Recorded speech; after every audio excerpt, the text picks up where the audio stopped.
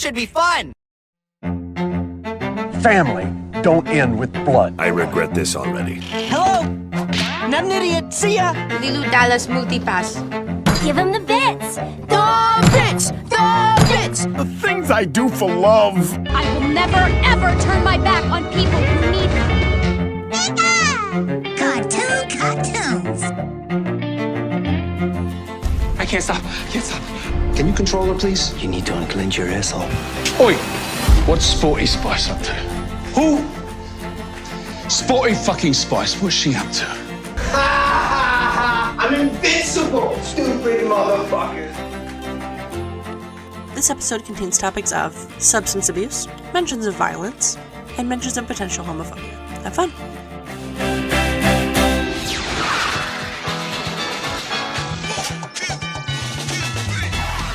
Welcome back. Hello, everyone. Well, hi. Welcome back to Why Should I Watch That? A fun podcast where we talk about media, film, TV, some sort of Cinematic endeavors. yes. I'm Myra. I'm Sam. I have candy. Yeah, I you made do. it. It's great. Good for me? No. Good tasting? You wish you were me right now. Don't lie. Oh, that's so It's nice. so good. So today, we are talking about The Boys from... Are we gonna piddle around for 5 minutes again talking about microwaves or whatever? Why were we talking about microwaves last week? Were we I don't- talking about microwaves? Last week and the week before. What the hell's our issue with microwaves, I don't know, guys? but I figure it's a calling card at this point. I mean, they are extremely useful. I almost burned myself from something out of the microwave. No, specifically, you were talking about how you had this microwave for your entire life and then immediately said it's probably in some landfill somewhere. Probably. But you said you had it for your whole life and then immediately followed it up with it's in a landfill. Somewhere, because it's broke. No, we were No, talking it about didn't break. No, we were talking about microwave lights and how Yeah, the microwave That was light 2 went weeks out. ago. And then last week, we were talking about whether or not they had microwaves in the 80s, and I tried to stomp it out real fast, and Sam was like, no, I'll just Google it, fuck off. I wanted to know. I know, but like, I was trying to not go down the rabbit hole because I have thoughts about microwaves. Okay, anyway. This week, we're talking about The Boys. No, we're talking about the little toaster. from Don't fucking do Amazon it. Prime. We have to watch that movie. I swear to fuck.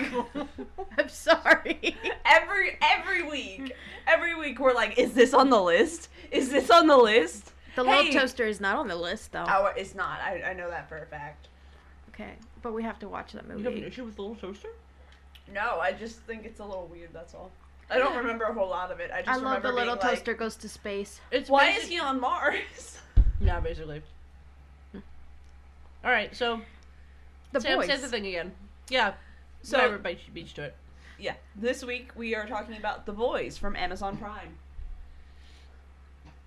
Not the comics. I tried really hard to read the comics, and I couldn't find them, and then when I did find them, there were a lot more than I thought, so... I There didn't are, read like, the 10 comics. issues? Yeah. 10, like, I mean, 10 American issues, because that's not that many. right. No. No. I thought they meant, like, thick books. I So don't not know. American issues. No. Books. Like, actual novels. I haven't read it. I don't know. I'm gonna try to read it for, I read a lot of the wikis. I mean, season 2, since, season 2 is out, so we can definitely, as you guys know, when the second season's out, we will watch it. It's out. It's already out. No, what I'm saying is we did this with Umbrella Academy, so now we're doing it with The Boys. Right, so what you're saying is next week's episode will again be The Boys Part 2. Yes. Yes. This This is is part just season 1. I have not seen season 2, so You hadn't even seen Part 1 first, had you? shut up. What did we do today? Oh, No, okay. that's fine. We can do first impressions. Yeah. Oh, right. Yes. Do we want to do that later or now? We usually do it first. We usually do Done. it first. Go. It's been so long. I know, know. since we've actually had a first impression. Mm-hmm. So The Boys. Yeah. My first impression, like, literally, when I heard about it, my brother was watching it. Mhm. And it was when it was barely coming out. So it was, like, one episode a week or whatever. I hate that Amazon's doing that now. I think it's garbage. Yeah, well, We all stopped paying for cable because we didn't like it. Not so that you can continue to emulate cable. yeah, that's true. So I had only seen up to like episode 2 or 3. I can't remember. It was one of those. When I first, like, my brother was telling me about it, I was thinking it was like lower heroes, you know, like those heroes that don't have the real cool powers, like the ones that you would The disposed of heroes. Yeah, the ones that are like, Yeah, like the ones that can talk to fish. And the ones that can just control lights, maybe. That's kind of dumb. yeah, What about like the ones that just sit in the background and don't really do anything? yeah, those heroes. So I thought it was about heroes like that going against the big, Bad guy. not the big bad guy, but The arrogant, like, I'm so cool. like Superman. I've been a superhero for years. Everybody knows my name. Like, Look you're at my fan nobody. base. Yeah, and definitely from the previews that I had seen before, like, because he showed me a preview, you could tell that the more powerful superheroes were arrogant assholes, Right. good for nothing. So that's what I thought I was going into. Definitely did not expect that it was humans versus superheroes, which I actually enjoyed a lot more. Yeah. I think it gave a much more personable story. Yeah. I know my first impression, I heard about a lot of people talking about it online, and they were like, oh my god, it's just like Watchmen, and I fucking hated Watchmen, so I was not The enthused. TV show or the movie? The movie.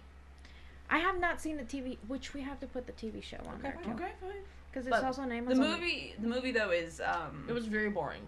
Oh yeah, no, For a I didn't. superhero movie, it was... I did not like the Watchmen. Yeah, movie. and so when they said that it was like the Watchmen, I was like, I don't think I'm gonna watch it, but I'll give it a chance. And literally, I was hooked from episode 1. Yeah. I remember hearing similar things of like, oh, it's like The Preacher and The Watchmen, and The Preacher. it's basically evil God and disillusioned Texan preacher. Oh, Bible Man for adults. Bible Man for adults. I have not seen that one. Very I violent, don't very like to gory. either. Tries to make a more nuanced statement and fails miserably. I have my own bag. And that is one thing I'm not a huge fan of gore for gore's sake. Well, I mean, it has its place, but, like, very often it feels like they're like, oh, shock value. And that's not how I like to be shocked. As someone who for a hot second thought they were totally gonna go into the movie makeup industry for a career, plot twist, didn't happen. I love looking at the makeup and shit and the props that they've used. At one point in The Boys, they have someone get shot through the chest and the heart is still beating when they go over it, and it's not CGI'd. Whoa, It's an actual piece. that's neat. And I love looking at that shit. If it's lazy gore, I'm out. But if you Yeah. put thought behind it, fine. And that's what saved me for The Boys, because it felt like... Justified. It felt justified. Every time they use gore, it's applicable. It feels realistic. You cannot develop an ass bomb and then not have exploded, you know? And then not have gore, yeah. Yeah. All right. Synopsis. All right. So, I'm going to do something a little bit different. Amazon Prime has an overall synopsis, so I'm going to read that, and then we're going to go through each episode real quick. The Boys is an irreverent take on what happens when superheroes, who are as popular as celebrities, as influential as politicians, and as revered as gods, abuse their superpowers rather than use them for good. It's the powerless against the super powerful as the boys embark on a heroic quest to expose the truth about the Seven and their formidable Vought backing. Episode 1. The Name of the Game. When a soup kills the love of his life, AV salesman Huey Campbell teams up with Billy Butcher, a vigilante hell-bent on punishing corrupt soups, and Huey's life will never be the same. Episode 2, Cherry. The boys get themselves a superhero, Starlight gets payback, Homelander gets naughty, and a senator gets naughtier. Episode 3, Get Some. It's the race of the century, A-Train versus Shockwave, vying for the title of world's fastest man. Meanwhile, the boys are reunited and it feels so good. Episode 4, The Female of the Species. On a very special episode of The Boys, an hour of guts, gutterballs, airplane hijackings, madness, ghosts, and one very intriguing female. Oh, and lots of heart. Both in the sentimental sense and in the gory literal sense. Episode 5, Good for the Soul. The boys head to the Believe Expo to follow a promising light in their ongoing war against the soups. There might be a homicidal infant, but you'll have to see for yourself. I'm sorry. These synopses are really good. It's really good. Episode 6, The Innocents. Super in America, 2019. Vought Studios. Genre, reality. Starring Homelander, Queen Maeve, Black Noir, The Deep, A-Train, Starlight, Tara Reid, Billy Zane. For further context from your local J, they made a movie about the supers. So that was supposed to be like a movie quote. Episode 7, The Self-Preservation Society. Never trust a washed-up soup. The boys learn this lesson the hard way. Meanwhile, Homelander digs into his past. Starlight discovers that love hurts, and if you're ever in Sandusky, Ohio, and a girl asks if she can touch your gills, say no. Yikes. Episode 8, You Found Me. Season finale time. Questions answered, secrets revealed, conflicts conflicted, characters explored, and so much more. I love whatever intern wrote these synopses. Yeah, whoever wrote these synopses, you have so many rights. That wraps up all of season 1. Quick, to the point, hilarious, God bless. Yes. Signed, sealed, approved. While still leaving some to the imagination. Yeah, no, those were great. Those were great. Oh my god. Made me think of for a second there about the homicidal baby, and then I was like, oh Shit, the homicidal baby! A homicidal baby! There is, in fact, a homicidal baby in the show. Okay, so, general info. So it's based on the comic book The Boys by Garth Ennis and Derek Robertson. Developed by Eric Kerpike. We're back, guys. Happy 2021. I mean, did you miss us? I mean, I'm still illiterate. Hello. Thembo energy for your consideration. It's the guy who did Supernatural for the good seasons. That's all you need to know. Oh. Yeah, same guy. I ain't seen that shit. It's I on just the know list. that there's a gay angel and a dude who's lying to himself. Oh, so much. Actually, we'll get into it. Yeah, we're not talking about that. Carl. Well, Nope. Go back. No. Go back. It's relevant to The Boys, I swear. Carl Urban, Jack Quaid. It's relevant, I swear. Moves on. I'll bring it up after the general information. Okay. Carl Urban, Jack Quaid, Anthony Starr. It just didn't offer believability. It's for season 3. I'm sorry, go ahead. I'm done now. Season 3 of The Boys? Yeah, they're planning season 3. Then it's not relevant because we're not on season 2 yet. I'm just saying. Jensen Ackles is coming to season 3, I'm pretty sure. Or he might be in season 1. What the fuck is that? It's the guy who's lying to himself. Yeah. In Supernatural. Oh, fuck. It was relevant. I really hope they make him gay. Probably not. I don't care. His I wife hope is they so get cute. like, okay, so you're gay. What? You already signed the contract. I'm sorry, dude. I don't want to be gay. You signed the contract. We're here. Here's your script. I'm gonna make it the least gay possible. Plot twist, there's no way to be gay that's not gay. Not even his razor was straight for Supernatural. Okay, go ahead. Thank you. Thank you, Alex. I'm trying to keep us on track. I really Anthony am. Starr, I can't use Aaron my phone. Moriarty, Dominique I'll waste my Mick battery. Elliott, Jesse T. Usher, Laz Alonso, Chance Crawford, Tomer Capon, Karen Fichukara, Nathan Mitchell, Elizabeth Shue, Colby Jack? Menifee, Aya Cash. Aya Cash? It's an ensemble piece, if you can't tell. That was all of the leading actors and actresses. Composer, Christopher Leonards.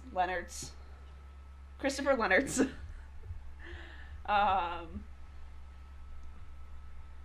There are 2 seasons, 16 episodes in total.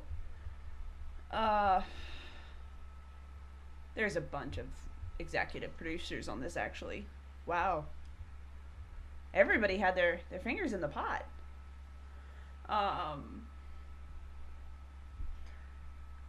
Yeah, no, the only one really of note is Seth Rogen. Really? Yeah, Oh, he he makes a couple of cameos. Yeah, he did make a couple of cameos.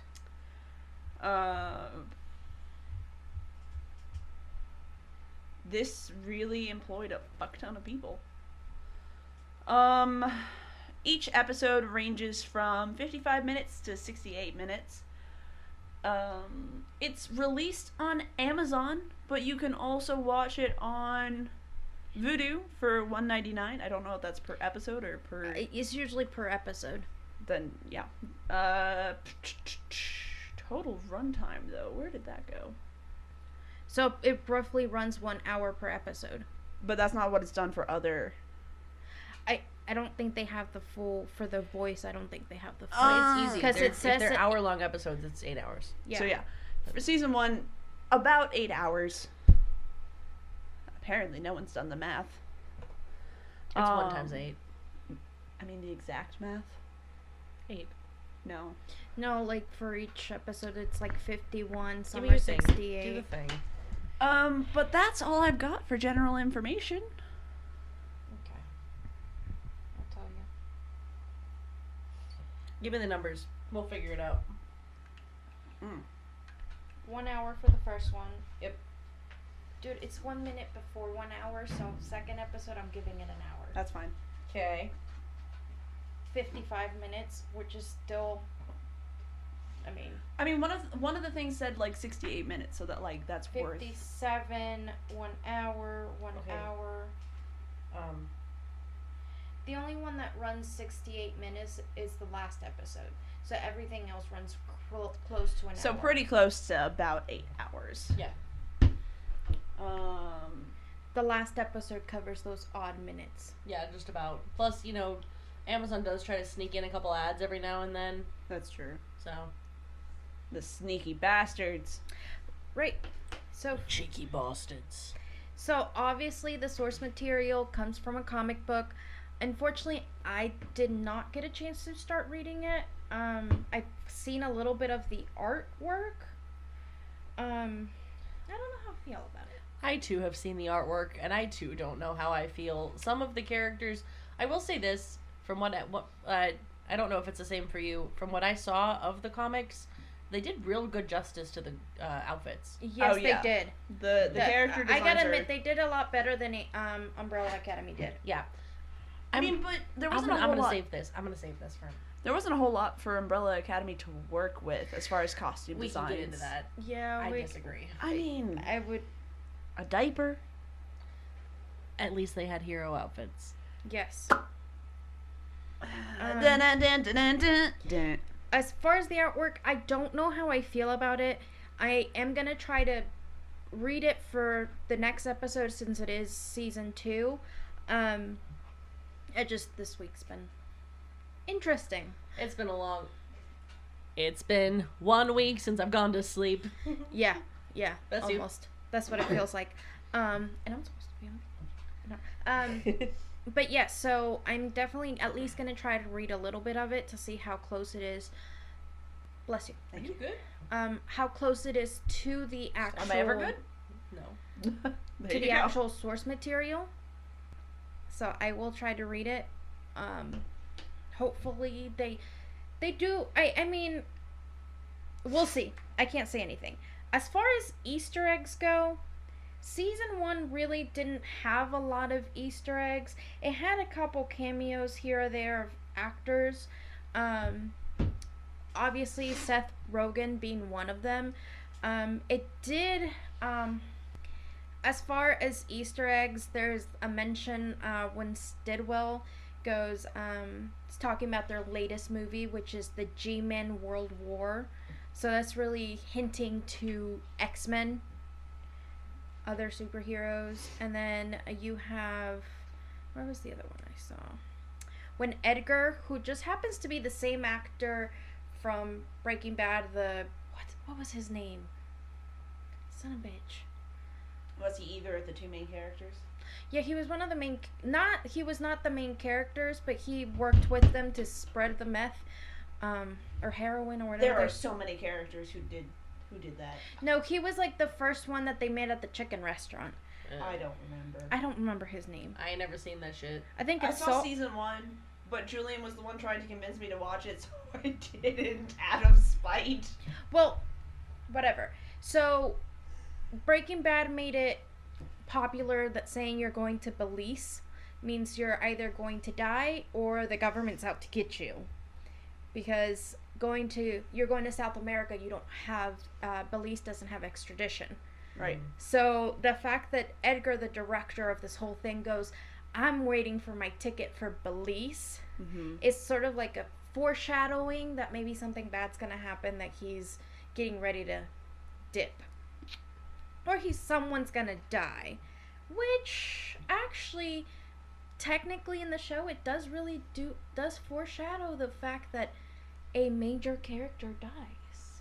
Oh, we can get into that. We're gonna get into it. Oh, and then the whole airplane hijacking thing is a reference towards, the whole hijacking of the planes that we've had, particularly with, 9/11 and everything. That was a reference, and a sort of like a reference to George Bush for how he handled it, trying to scramble the jets, do whatever he had to do, and yeah. But as far as that, this season at least did not really have a lot of Easter eggs, I would say. I mean, they poke fun at the MCU a bunch. Oh, I will say that. Oh no, yeah, they definitely do that. Both MCU and DCU. They both. They poke fun at both. I mean, yeah, but not in an overt way. It's just kind of a. Well, homage. I mean, their main superheroes are literally Superman. I would almost say it's as if Captain America and Superman fused. Yeah, that's the vibe. Yeah, and something went wrong during fusion. I mean, we'll get to the themes in a second. We'll get to themes in. Let's go to the reviews. We'll get there.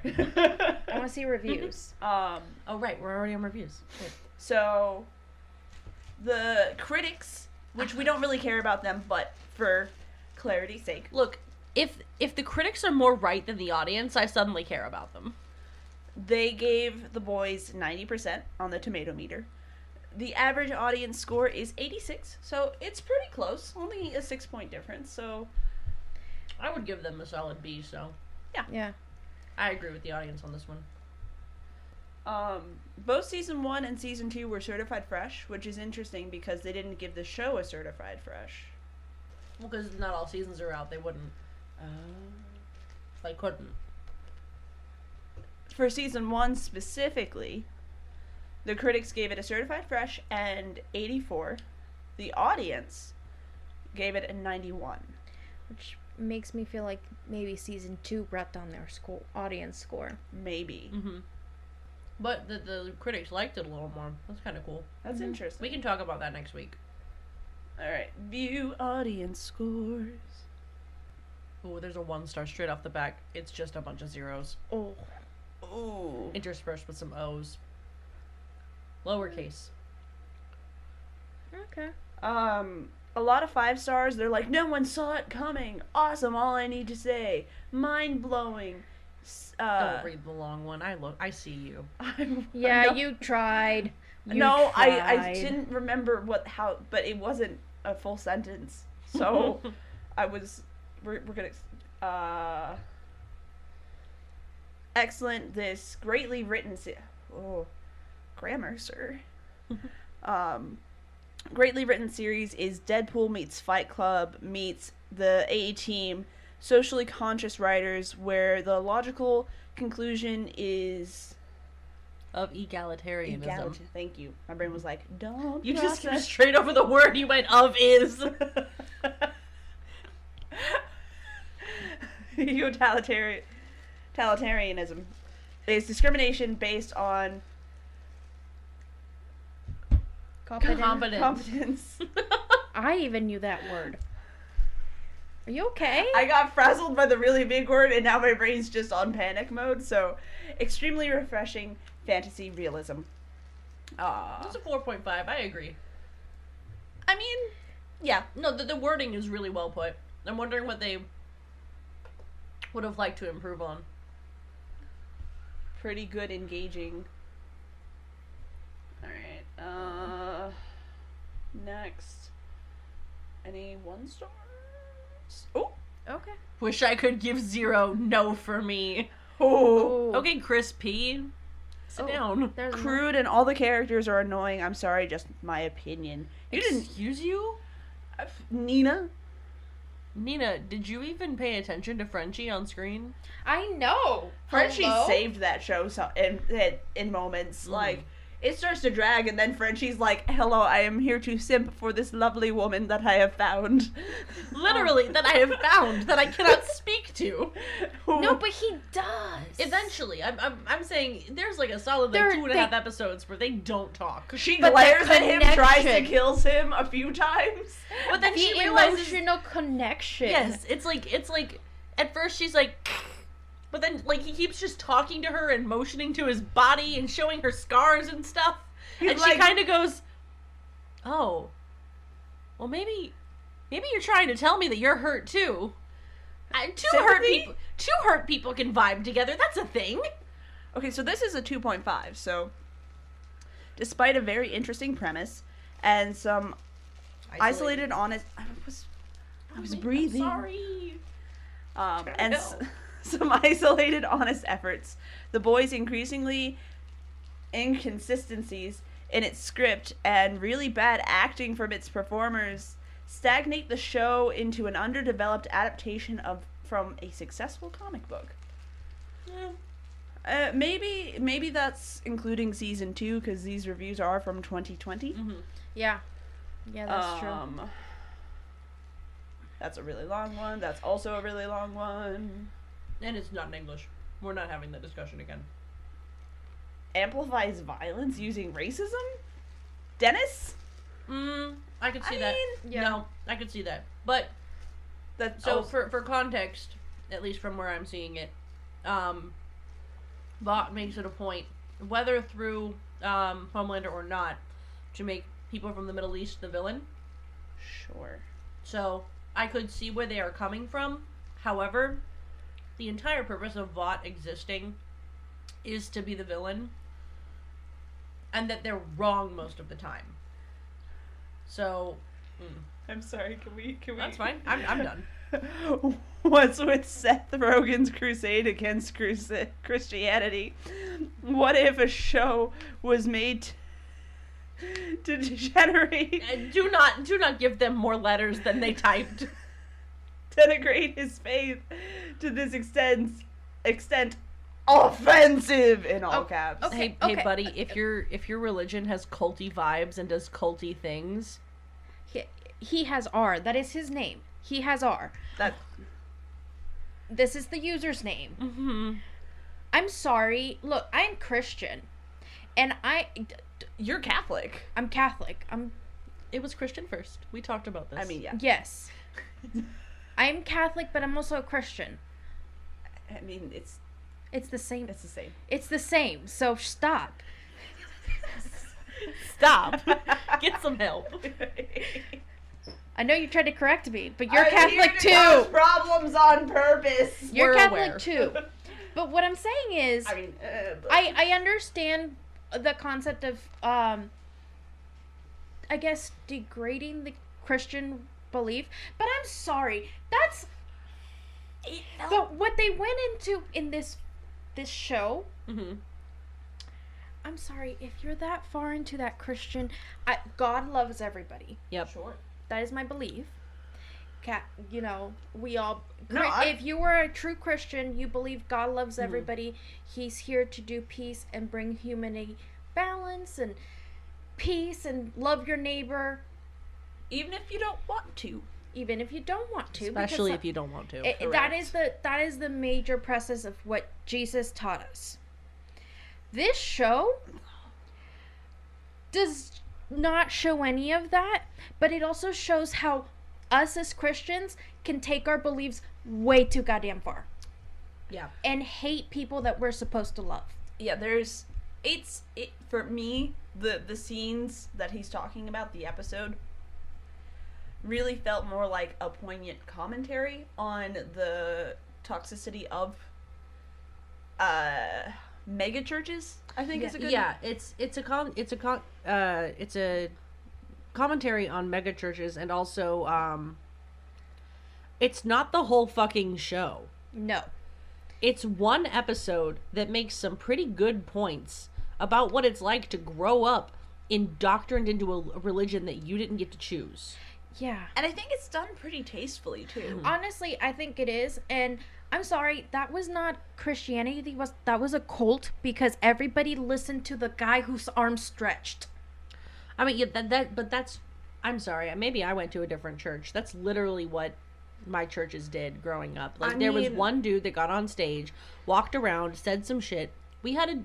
We're not gonna delve into like a lot of stuff, but this is a specific thing. We had a whole like week that was themed around getting ready to go on missions and stuff.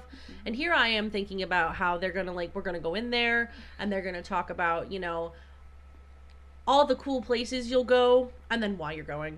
But what it actually was the whole 45 minutes that we were in there was a massive gaslighting guilt trip about how all of these impoverished people who are dying because of you and your choice to not go to help them. And you know what? Every single person in that room tried to sign up. I didn't have enough money. Thank God, ironically. But the dude gets up on the stage, says whatever the fuck they want, gets down from the stage, and the crowd reacts as if they have been spoken to by a deity. Yeah, I mean, I don't like it, but that's how mass-produced mass-produced over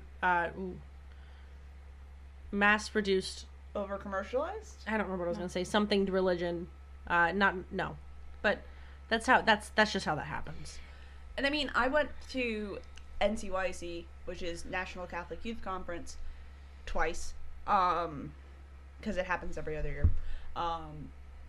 But it's basically a convention for Catholics where we get more brainwashed and told how to believe in a certain way, and there's not a lot of wiggle room to form your own opinions. Yeah. And I have a complicated relationship with my religion. We're not gonna get into We're not getting into it. Yeah, I mean, what I'm saying is, I don't feel like this show is about being against religion or being against a certain type of religion. Yeah, because they don't necessarily... Do they ever specify the religion that Starlight is? No. She's just generic Christian as far as I know. Generic Christian.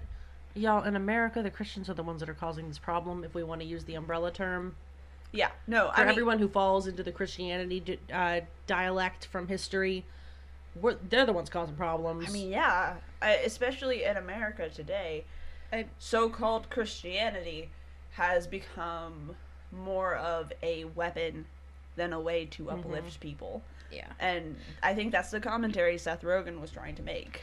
And like I said, this is more it's the commentary showing that we're forgetting our path as Christians, because at the end of the day, what Starlight ends up saying is more it's much more Christian. Yes, it's much more Christian, and it talks to people how they should. In crisis. And that is exactly how I don't care if you're a born again Christian, if you're Catholic, if you're anything. Jesus taught us to talk to our neighbors like they're our friends. Yeah. And taught us to be like real people. In the same level. If you go through and read the Bible, the amount of times that God put trials and tribulations on people over and over and over again, and forced them to either make the good and godly decision or fall into a unholy path. He killed some dude's family, burned his house down, got him jailed, and that dude still thanked everyone for just being in his life. That's the kind of shit that you're supposed to do as a Christian. And also, when he was washing all of the the dude's feet, I don't remember. He had some he had some friends and an unspoken of foot fetish. Jesus had a foot fetish. Am I wrong? He washed their feet just the same as he did the what were they called? The sickly. No. The leopards. He had a sex worker. I don't remember the exact word for it. The prostitute? Yeah. Oh, Mary Magdalene. Yeah, he washed her feet the same way he washed everyone else's. Showed the exact same respect, showed her the exact same love and care. Because no one's past sins affect their future. Unless you've murdered someone. There's a theory that she was ordained a priest. Yeah. Anyway, that's a total sidetrack. Yes. Welcome to the topic of the boys, where we talk about religion. Yeah. We'll get a little more organized on that when it comes up, but refreshingly good. Yeah, I feel like a lot of these people watched all of them, and then because I just noticed a couple of them were COVID related. Yeah. So I'm pretty sure that they watched it all in one run, season 1 and 2. What the fuck, Duke N? Are you good? Read that for us because you brought it up. It's called The Boys because it's for people who enjoy portrayals of men putting their penis in another man's anus. If that's you, you'll love this crap. Sir, there were more straight sex scenes than gay ones. There was literally one. One. And it wasn't done very well either. It was really gross, actually. It wasn't portrayed in a positive light. Well, it was not supposed to because of who it was. Yeah, there's a whole connotation. We'll go into it. All right. So the general vibe is 4.5 to 5 stars. People either love the show or they fucking hate it, and they don't have any words for why. Like, I think we only saw like one thing where the person was like, "I don't like it, and here's why," and it was an okay criticism. Wait. Oh shit. Not only is this deconstruction 11 years late to the party, it shows up with nothing new to say at all. This show fails. Simple as that. It fails as its premise. It fails at its themes. It fails at its cast. Oh, you have at its dark words, humor. Sir. They just say that it fails at every single point turn, and I disagree. Yeah. Yep. Could they have done better on certain things? Oh God, yeah. Yes. We are not here saying that it was perfect. This was not. Correct me if I'm wrong across the board, but this was not a out of the ballpark bop. I mean, there were things I would have liked to see fixed. Right. But like out of the ballpark. Are we? Because I would say that it might be outfield, but not ballpark. I mean, yeah. First vibe is definitely a bop. Okay. 40 years too late to be new to academics, 30 years too late to be novel to comics, 20 years too late to ride the crest in comics, about 6 years too late to be new or interesting to anyone unfamiliar with the above. So just in time for the tired, worn-out productions of streaming TV. Yeah. Okay. Okay. Yeah, so it seems like a lot of people just didn't like it for not liking it. Yeah. So I would like to kick off actual discussion of the show with kind of piggybacking off of what that reviewer just said. You're wrong, and here's why specifically about your last point about it being. Can you go back to it? It was not done in a like. I don't know. They specifically said something about the streaming services making it kind of an overstretched thing. I am going to defend this one point, and this hill I will die on until the day I can't anymore. Sure. Up until this point, Amazon Prime has done an amazing job rendering things from a written medium to a cinematic medium. Every single one of their originals that they've picked up from a previously existing source has stuck so close to its source that it's almost nauseating. I would agree with you, especially because, and this is a little bit of a sidetrack, but Critical Role is trusting Amazon with their show adaptation. Yeah. And I know them as a company and as a group of people. I mean, not personally, but like their reputation is that they want to produce the best show they can. Yeah. So they wouldn't have signed up with them if they wouldn't have a good adaptation. Yeah.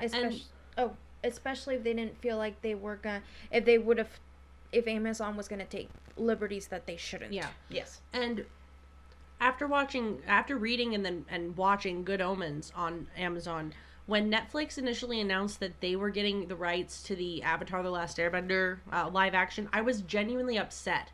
Because at the time, I don't think The Boys had really caught my attention yet. But I was so not happy about it because they had done so well with the Good Omens thing. I was just thinking, what good could they have done to Avatar with that level of dedication? And now after The Boys, I would continue to say that because not that there's been a live action Avatar to give me post-traumatic stress disorder over it or anything. What? But Never. No. But it's just they do Adaptation. They do adaptation. That's a better word. They do adaptation so well that trying to call them out for adapting something correctly is just incorrect. I mean, talking about that, we have talked about that certain characters that were more main characters throughout the comic have gotten a sideline position, particularly Black Noir, which I still think it's funny that his name is Black, but hey, Black. If you don't know why I say that is, noir is black in French. Again, have you ever heard of Cat Noir? Hello? You like a black cat? But yeah, so the fact that, we talked about this because unfortunately I'm the idiot this week and didn't watch the show. So we were actually watching it together. Yep. And we talked about the fact that in the comic, he's a lot more dark character. Oh God, yeah. A lot of, he has a bigger role to play. And throughout the show, he's really a sideline character just there for comic relief. Now, part of me is wondering... On season 1. Yeah. Part of me is wondering if, when watching season 2, or when even watching season 3, if that role isn't going to be reversed. If maybe they're putting him in the background just so we can see him enough to know that he's still there, so that when a reveal comes, we'll be shocked but not surprised. Yes. Part of me is wondering that, but also, even if not, he does give off this like Deadpool vibe that the original didn't give off in the right light. I remember specifically, I trapezed around the comic wiki rather than reading the comics because I ran out of time. But rather than going with his original storyline and that he's the main antagonist both for the Seven and for the Boys, and kind of helping them kill Homelander, I think. A whole mess. I'm not getting into it. He is the main catalyst, and all of his crimes up until then are seen in a very non-comedic light. Whereas where you have Deadpool that can drop down from the sky, shoot a bunch of people, say a funny one-liner, and trapeze off into a land of, like, unicorns and fairies. You've got Black Noir that can do the same thing, say a witty one-liner, and it's fucking terrifying. Right. I think that's more of a Framing and a commentary on how Deadpool shouldn't, like, the reality of Deadpool shouldn't be funny. Because so let me elaborate. You're touching on one of my faves here, so I'm curious. I love him. I love him. Yeah. What he does is objectively evil. 90% of the time. No. And so making No, you gotta tell me what he did that's evil now. You can't pass by my no. You are trying to cross the border, and I've asked for your paperwork, and you just pressed the gas. What does he do that's objectively evil? He mass murders. When? Doesn't he, like... I haven't read the comics. Okay, in the comics, they really lean into the merc with a mouth, so I will give you that being a mercenary for hire is not the most morally positive thing. And that's what I'm trying to get at. No, in the comics, not... Ryan Reynolds can do no wrong in this household. I owned several of the comics. I'm disagreeing with you. I've seen the comics on that one. I sort the of merc disagree. with a mouth with very few, like... But see, the thing is, he does have morals. And when he goes to a job, if he sees something that's, like, against his moral code, he'll find a way out of the contract. Yeah. And so what I'm saying is they took that concept and, I guess, put a more real spin on it. Of, like... But not really. But Black Noir is not a merc. He's not a mercenary. He's not a mercenary. What if Deadpool was truly evil? Hypothetical. Not even that. You can't even say that because the little bit that we know from the comics and what we know from the show, he has no emotions. Period. Yeah, no. Right. A normal, even evil person. The wiki specifically said a typically stoic and silent sociopath. Right. Like, this dude does not have no emotions. They can fake emotions. They do not have emotions. It's like a crack addict having that high. Yeah. So that's more like him. That's his high. His high is to eat someone's head off and rip someone's heart and rape them. That is his high. Also, I think it's important to note that while Deadpool does not get a sick enjoyment out of these things, and also his list of crimes is murder. Murder and light stalking to Spider-Man, depending on which issue you're reading. Sure. Yes. Okay? I read off the wiki on what Black Noir's done. I'm not reading it off here because I'm worried we might get, like, blacklisted. Yeah, it's pretty bad. He's Jeffrey Dahmer, Ted Bundy, and BTK. BTK and Jeffrey Dahmer. Not Jeffrey. You just said Jeffrey Dahmer. Yes, no. What's his name? What are you thinking? The clown guy. Oh, clown boy. Fucking John Wayne Gacy. Yeah, Gacy. It's a mixture of all of them together. Yeah, in one fucked up blonde dude. Yes. I guess I was just trying to say their vibes are similar. That's all. Well, their vibes are similar, but they are in no way the same, and they are their vibes for me start and stop at mild comic relief and outfit choice and swords. No, because he doesn't have swords. Black Noir's weapon of choice is swords. Okay. He trained in some place and got really good at using a sword, and yeah. That's all okay, fine. He literally fucks up Kimiko with the sword. Oh yeah, I just see that. Never mind. Shut up. Yeah, so for me, that's where the similarities end. I could agree that they did try to take a more dark real world spin on Deadpool, but I don't think that that's what they inherently sought out to do, because if they did, and that's what they were trying to do, they did a shit job. Yeah. That's fair. Anyway, so about the boys. Some major themes is... We hadn't even gotten there. Jesus Christ, we're such... Y'all, I might have to cut that shit. I think cut the Black Noir nonsense. Just cut it. I'm sorry.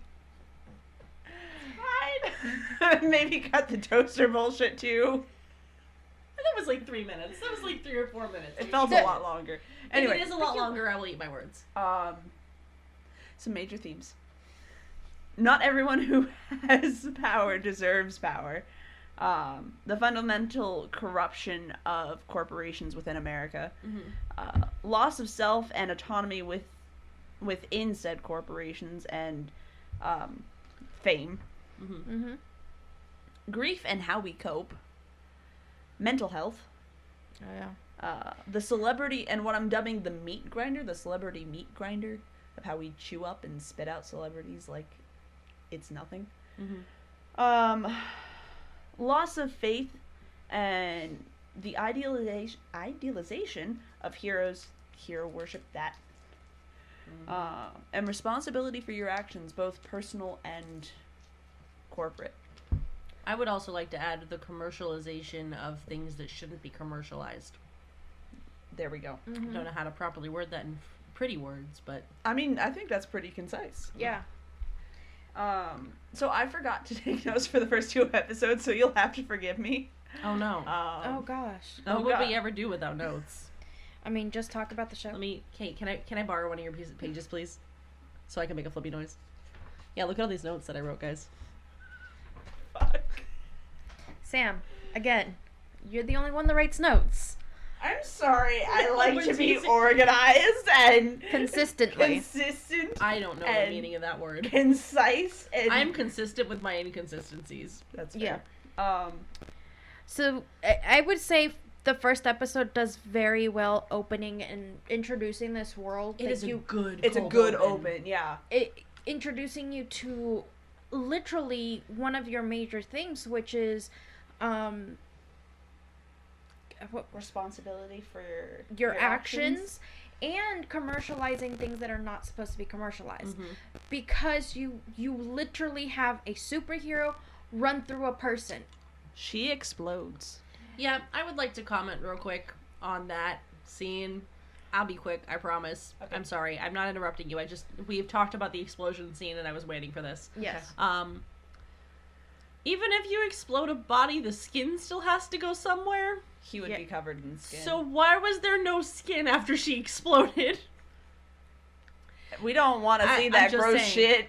No, all I'm saying is they did such a good job at every other point that I can agree with some of the Rotten Tomato reviews that we saw, because they are very consistent in some lights, but in other lights there are weird inconsistencies or plot points, and this is a very small one from 10 minutes into the episode. Well, I mean, and the reason that actually makes more sense to me, but I think the reason they made it disappear, and here's why I'm saying, go with me here. I'm going with you, but disappearing skin is now something I'm genuinely afraid of. I understand. The reason I think they made that connection is because 2 episodes later, you have the Invisible Man that explodes, and they can't get rid of the skin. So I think they're trying to make a sort of commentary that the whole getting rid of... Maybe if the skin, kind of burned up a little bit because he was going so fast. Okay. I think it's more of the concept of this... Everything blew up into millions. Well, I would agree. No, I'm okay. I'm gonna raise you this, and we're not gonna stay on this for too long, please. Okay. If it blew up, it would be burnt, and none of the blood was burnt. None of the guts were burnt. Okay. All I'm saying is they needed to pick one, and instead they just went, "What the fuck is skin? Get rid of that shit." Yeah. Okay. Yeah. No. That's it. I'm done. Aside from that, it was a really good cold open. Yeah, because in that whole episode, you start getting this light of the heroes don't pay for their actions. Not at all. Period. No. Full stop. Because they never, even to the end of the episode, you really don't know where A-Train was going. You know where he was coming from. You know he was high, but you don't know where he was. You don't know he was high. Do you? Yes. At that point, you do. Okay. At the beginning, you don't know he's high, but by the end of the show... I think by the end, they had shown him, shooting up or something. They show him shooting up. They don't just show him shooting up. At one point, I think it's episode 4 or something, No, episode 2 is when they go to the club. No. I'm trying to think. I think his girlfriend or somebody does admit that he had been at her place. Oh, yeah. Shooting up. Yeah. Yeah. So So there could be a conversation there with, drug dependency and stuff, addiction. Yeah, addiction. Drug. I should have added that. Also alcoholism. Alcoholism is huge. And I haven't seen much of season 2, but I know that it continues to be a theme. Alcoholism, at least. I definitely would say the first episode, and it also shows you the reality of the superheroes' lives. Yes. We follow, for the first episode, we follow Huey and Annie. Mm-hmm. Annie is also known as Starlight in the show, and she is auditioning to be a superhero, which in and of itself is a ridiculous concept. Mm-hmm. It plays into the commercialization of things that shouldn't be commercialized. Yeah. Honestly, I'm gonna be this bitch. It has a lot of vibes to, like, what you see in, like, My Hero Academia. And I won't harp on it too long. I know you're not super into it, Myra. But no, I'm into it. I just... No, you're not super far into it. That rephrase. And I know not all of our listeners will be either. But the point is, one of the main villains that shows up later on in the series is a dude who's upset about the commercialization. You good? She bumped into the can. Is upset about the commercialization of heroes, and that heroes are really only saving people to make a paycheck. And a lot of fans kind of went, I mean, is he wrong? And I feel like The Boys really kind of takes that up a couple of levels. Because, and runs with it, yeah. Yeah, and runs with it, because at the very least in My Hero, you have people who genuinely want to do it just for the, for the rush to save the people. But in The Boys, you only have career-focused people. Except for Annie, whatever. Fuck her. She's so good. She's no, okay. I retract. Okay, yeah. But like you mostly only have in the hero industry, you really only have people who are in it for the money, and that's because they were in it for the money from the start. Plot twist. Before they even knew. Before they even knew they were in it for the money, they were in it for the money. But like it's just a really interesting commentary on that. Yeah, no, I think another interesting thing that occurs throughout the show, particularly a homicidal baby, which I wanted to bring up. That's so far. That's a page away. Okay, sorry, never mind. We'll stick to episode 1 and 2. I don't fucking know what the episodes do. Okay, no, you know what? I'm not good at linear time travel, so being stuck on this plane of existence sucks. But wobbly timey-wimey. Yes, I can translate pretty quickly through episodes like 1, 2, and 3. I think the relationship between Huey and what's his name? Butcher. And Butcher. But the relationship between Huey and Butcher is something that I think is much more notable than the show wanted us to realize. Right. Yeah. And that theme kind of stretches until Huey kind of starts getting his own autonomy, and like he starts feeling confident in his own actions. And I don't think that happens until they're about to kill Invisible Bitch. Because there's this really cool thing that they do with Huey from a film standpoint. Whenever he's having an overload of emotions, like an anxiety issue, which we kind of see him having just as a normal person. Yeah. But he's an anxious person. He's not a fan of conflict. Whenever he's starting to get that overwhelming feeling, they do this thing where they put they start ramping up the high-pitched sounds, they slow everything down, they speed up the heart rate sound, and then once he's finally made a snap decision, we snap back into reality with him. Yeah, I really like how they handled... Yeah. Because especially during one of his most anxious moments, there is that ringing in your ear sound. Yeah. And I was like, why am I stressed? Yeah. And then I realized it was the show. Yeah. So like specifically, I think this was like a turning point for him. The entire experience. What is Invisibich's real name? Translucent. I keep calling him Invisibitch, and that's not I it. mean, it's the I'm same. I'm giving so many spoons to remembering Huey's name. I've forgotten every other name.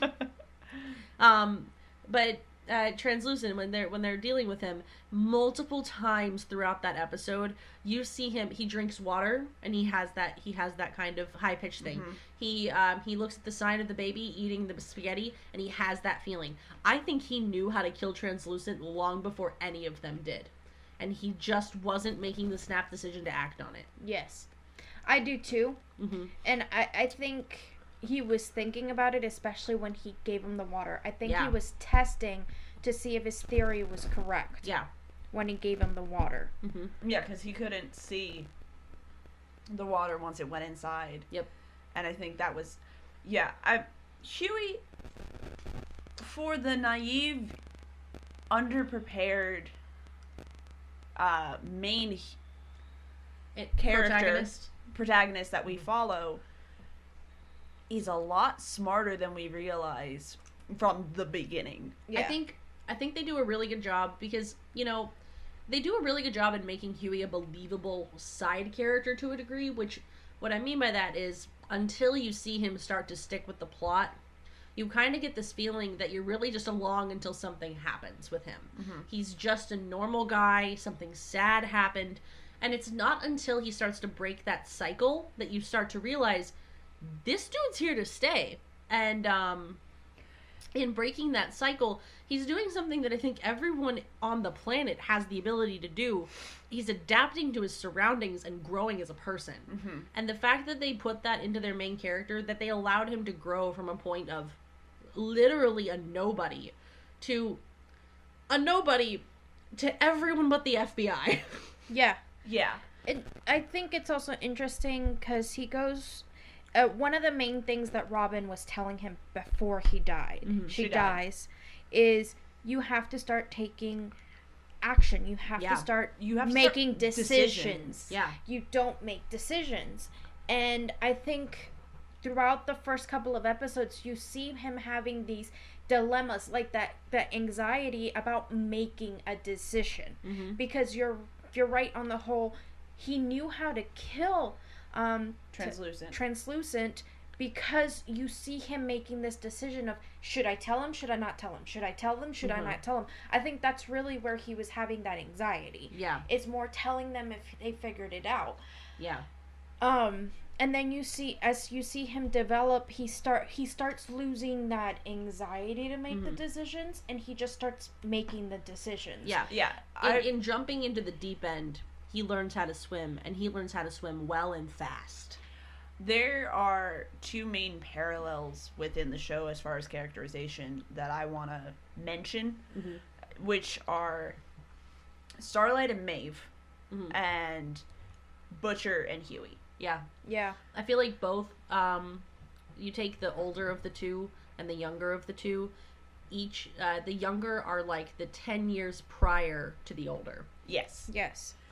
And I think with Maeve, by the end of the season 1, she really starts taking a more mentor-like relationship with Starlight. Yeah.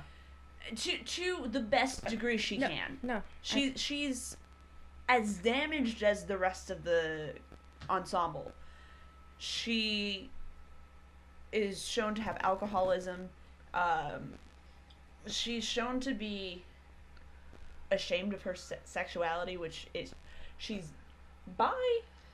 See, I didn't read it necessarily as ashamed. It sounded like what happened was Homelander took a liking to her, and it was either break up with her girlfriend that she loved and wanted to be with, or she dies, or die. Okay, I'm sorry. Add your one thing. Go ahead.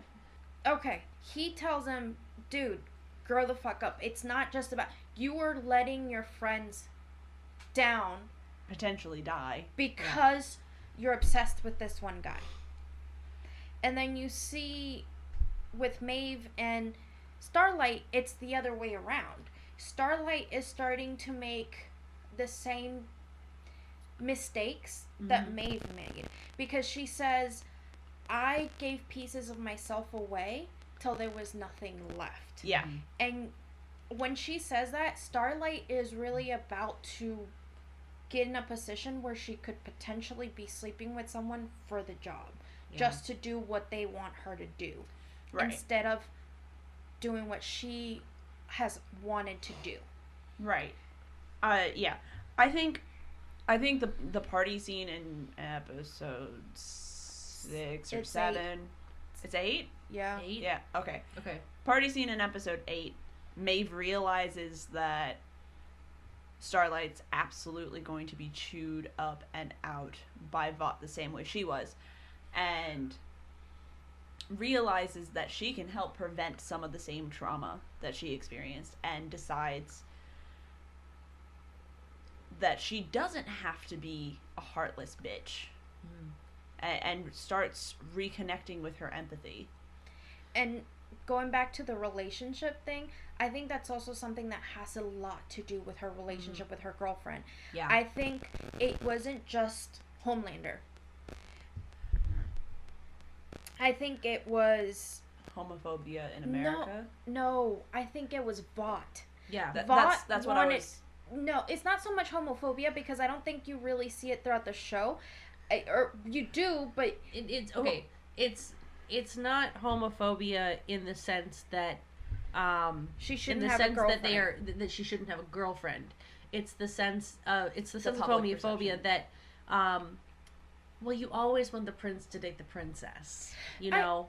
That's the vibe. That's the vibe I was. I mean, I agree with that, but I wouldn't say that more. I would say more of, because they don't even push, the person pushing for them to date is Homelander. It's not the company.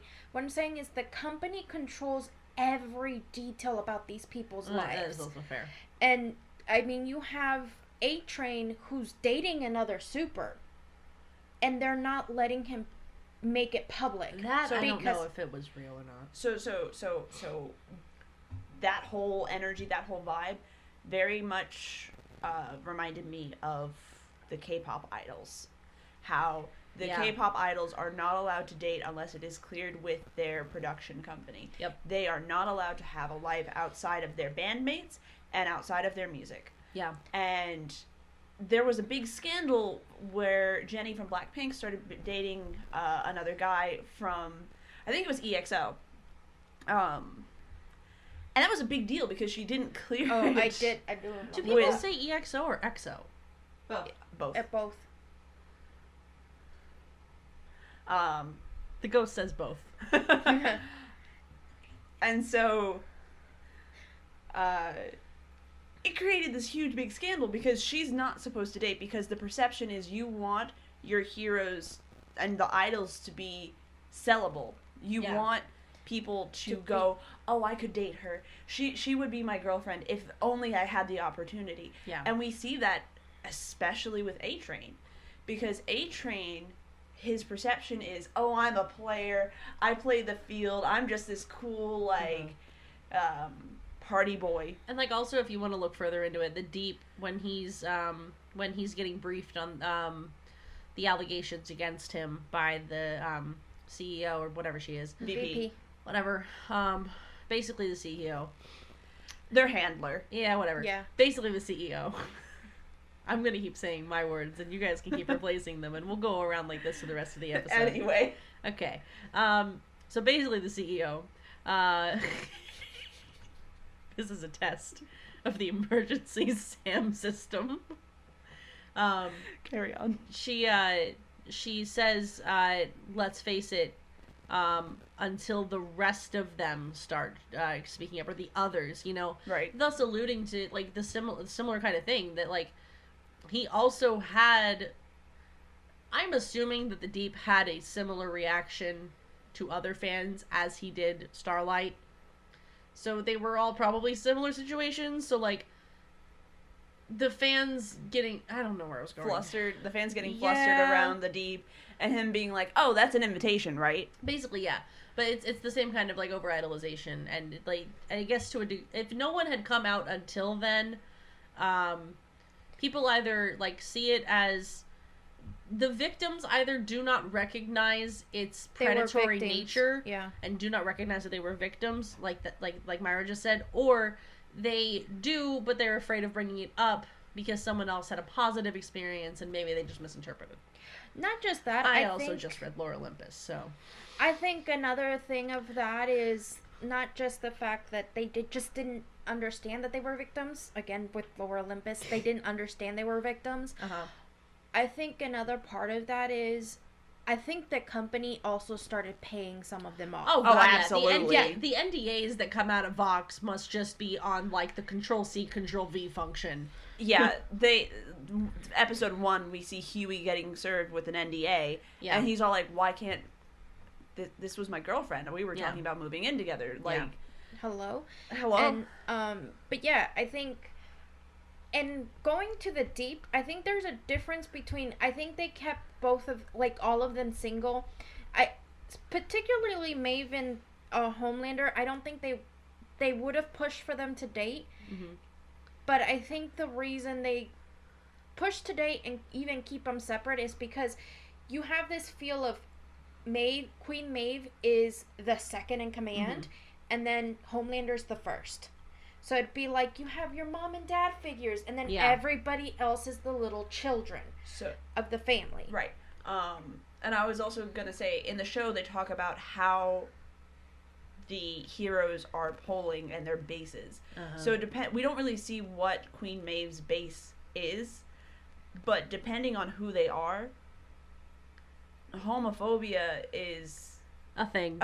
Yeah. And we hear it with Ezekiel too, because he is this big Christian guy, but he also does the whole pray the gay away. And so depending on Queen Maeve's base, she may not be able to come forward as not straight. Also, I'm gonna go back to this because I like this theory. So hypothetically, if no, it's not hypothetical. It actually happened. So her and Homelander dated. They are exes.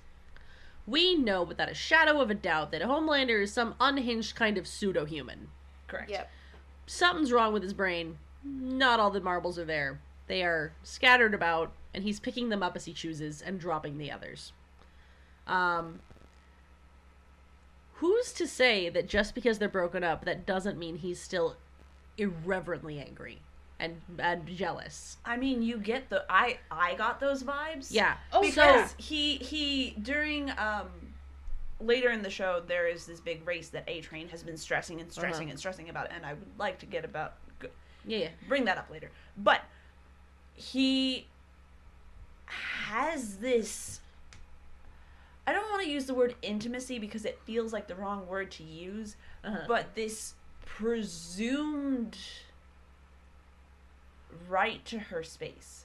Yeah. Because when they go to they go to the race and he starts holding her hand and she's like, no. And then when he shoots her,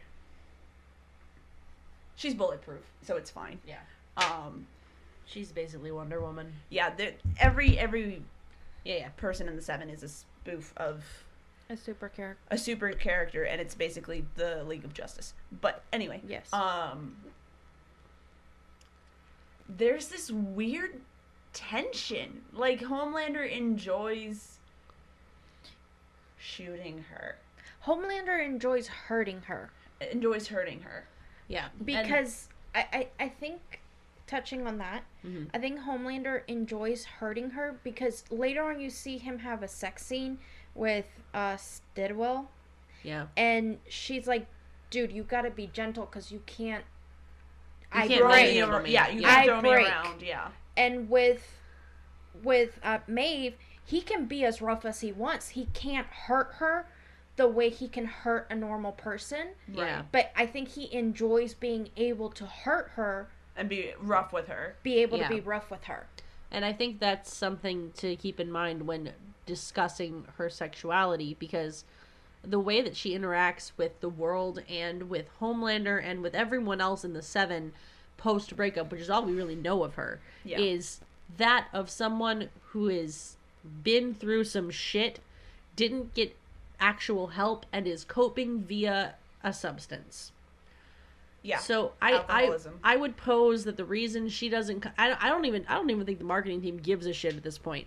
I would at this point specifically, like, oh, as current. Yes, at this specific point, I don't even think they care.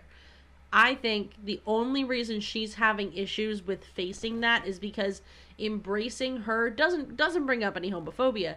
It brings up Homelander's wrath. Yeah. Sure. But there was a deleted scene, and I don't know if this is from season 2 or season 1, and I don't know what happened after. But there was this scene where Maeve and her girlfriend are in the girlfriend's apartment, and Maeve's like, I'm gonna go to Vought, and we're gonna come forward, and we're gonna be public, and you're gonna be my girlfriend, and it's gonna be great. And the girlfriend's like, oh, you cleared that with Vought? You did that for us? And Maeve goes, fuck Vought. I don't care anymore. I think that's going to be season 2. The only reason I say that is because at the end of season 1, Maeve is starting to realize that why the fuck do I even care? Right. So I think that's going to be and it may not be a deleted scene. We haven't seen season 2. No, it specifically said deleted scene. Oh, then but so it felt like a flashback because Maeve looks younger and more optimistic and happy. Yeah. I mean, it could But I do think, especially with someone as powerful and influential as Queen Maeve, having her date a not super and I think was a little bit of a problem. I think that's more of where the issue would come. I think if she dated another superwoman, they wouldn't have had an issue. Yes, you still have the potential of getting the wrath of the base of Homelander, but sorry. Because see, here's my thing. Like, the reason I don't think the base or marketing would necessarily get involved in this, as far as media is concerned, a dude coming out as bisexual, horrible, terrible. You're basically gay, and that's evil, so blah. A girl coming out as gay, you get the best of both worlds. Yeah, there's the fetishes. You get the best of both worlds. So I don't think, from a marketing standpoint, if anything, they would have been like, fuck yeah, you're bi. We're gonna invest in Pride Month, and every single thing you're gonna get hooked up with a girl and a guy. Every single, like, we're gonna have you everywhere. I don't think I want to do that. I didn't fucking ask. Yeah. It's gonna sell. Sex sells. That's the kind of shit that they would do. Right. And we see that especially in episode 3 with Starlight. Because Starlight she saves a girl from date rape. And there's this whole marketing crisis because, oh, it was just 2 frat boys getting drunk in a Bless you. in a parking lot. But then the girl comes forward and everything's fine again. And instead of her being in her more conservative costume, it's skirt with tights, long sleeves, a very practical but flattering costume for a young lady. They give her essentially a unitard with a high V-neck and a plunging V-neck. Also, this is something that we kind of discussed off screen. There's a point to be made about Starlight's original costume versus the updated, and I will say that for all of the 7, because most of their heists and performative hero work is staged, most of their costume is just flat out plastic and shiny stuff. Like, there is no point. The design team sought out to make a pretty costume, not a hero's outfit. It's something that Edna Mode would fucking despise. Yes. So the reason I bring this up, in making the pseudo bathing suit for Starlight's new outfit, they didn't take into account any of the parts that her power uses. And at the end of the series, she switches back into her new one to do some like rogue shit. Her old costume. What did I say? Yeah, sorry, the old one to do some rogue shit. And she ends up bursting a bunch of lights, causing a ton of sparks to fall everywhere. And I was sitting there going, this is illogical. Her costume should be lit on fire. And I think Sam said, well, no, that's the costume she got from home. It's probably made to withstand some kind of heat resistance or flame retardant or something, just because of how her power works. And it covers all of her skin. It covers all the parts that would be at a risk for some kind of fire start. Yeah, the way her cape and her skirt are designed, they flare out. Yeah. So even though her legs are kind of like it's just above knee length, her skirt. Yeah. But she also has high boots. So basically the only part of her legs that are showing are her knees. Yeah. And between the cape and the way the skirt flares, her knees should be fine. Yeah. Unless she's like sliding on them, but like. Yeah, and that's a personal choice. But the point is, it's a question to be raised that if she had to actually get in a fight in that new suit, it could catch fire, because you see on A-Train's suit, and this could have been the costume department at Amazon just doing their best, and it's not that great. It is plastic, the little chest piece he has, but I bring that up because if they don't get into fights, it doesn't fucking matter what's on their suits. Like, it's all fake. Right. It's all security theater on a corporate scale. So if you have, if she had gotten into a real fight and she had some sparky booms happen, that leotard thing would have lit up like a Christmas tree when candles were still a And thing. her wig. Yeah. And her wig. Well, she didn't have a wig. She had extensions on. No. It's shown, I think, at the very first. I'm gonna spoil a little bit, but you see Starlight getting out of her new superhero costume. She takes off a wig. She takes out bra padding. She, looks. Is this season 2? It's the cold open for season 1, it's the cold open for season 2. Okay. We should probably not talk too much about it, though. Yeah, I was just saying it's a wig. I know. Well, I the only reason I said extensions is because it looks like extensions in this part. It could be a wig later on. Maybe. But I would say extensions for now. I mean, I don't know. Jay, you know costuming better. But I wasn't paying attention to her fucking hair. But what I'm saying is, yes, you're right. She would light up on fire. My thought in all of this, the costuming idea at least, is they didn't expect her to get in an actual fight where she actually has to use her powers. I know. Because they program everything. Yeah, that's what I was saying. Yeah. That's what I was saying. Had she not switched her costume to the old one before going to help Huey. I almost called him Pee-wee. Had she not done that switch before going to help Huey, that leotard thing would have lit up. Yeah, and I think in the long run, I just thought of something. I think that costume change doesn't, even if it wouldn't have, let's say they made it fireproof and all that and did what they were supposed to do as a company. Just saying.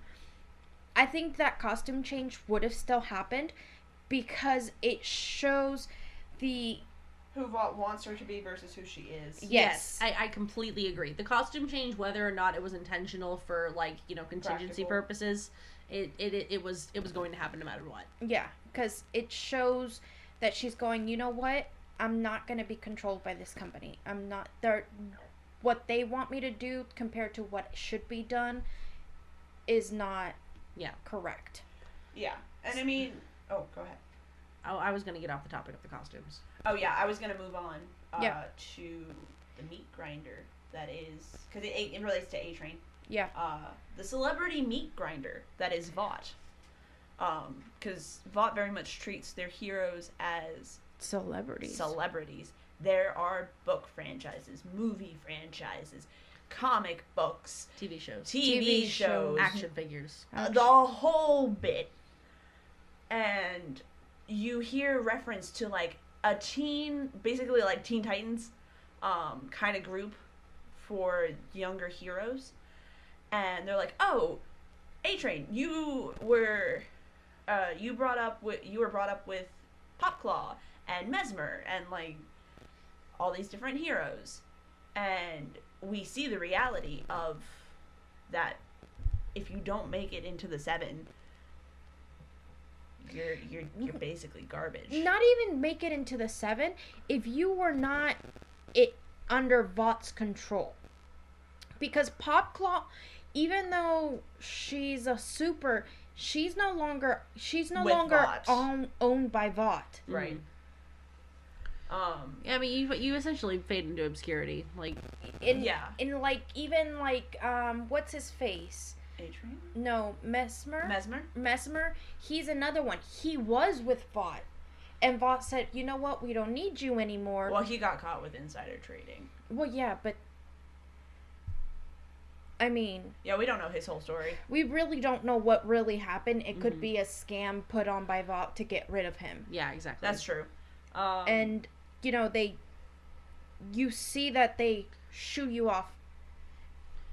Right. I mean, we see that happen with the Deep. But Popclaw really strikes me as, like, a used-up starlet. Yeah. You know, those Disney stars that get chewed up and thrown out because, like, Lindsay Lohan. And she's doing much better, Lindsay Lohan. But they don't really care that you get addicted to drug addicts because you need to perform well now.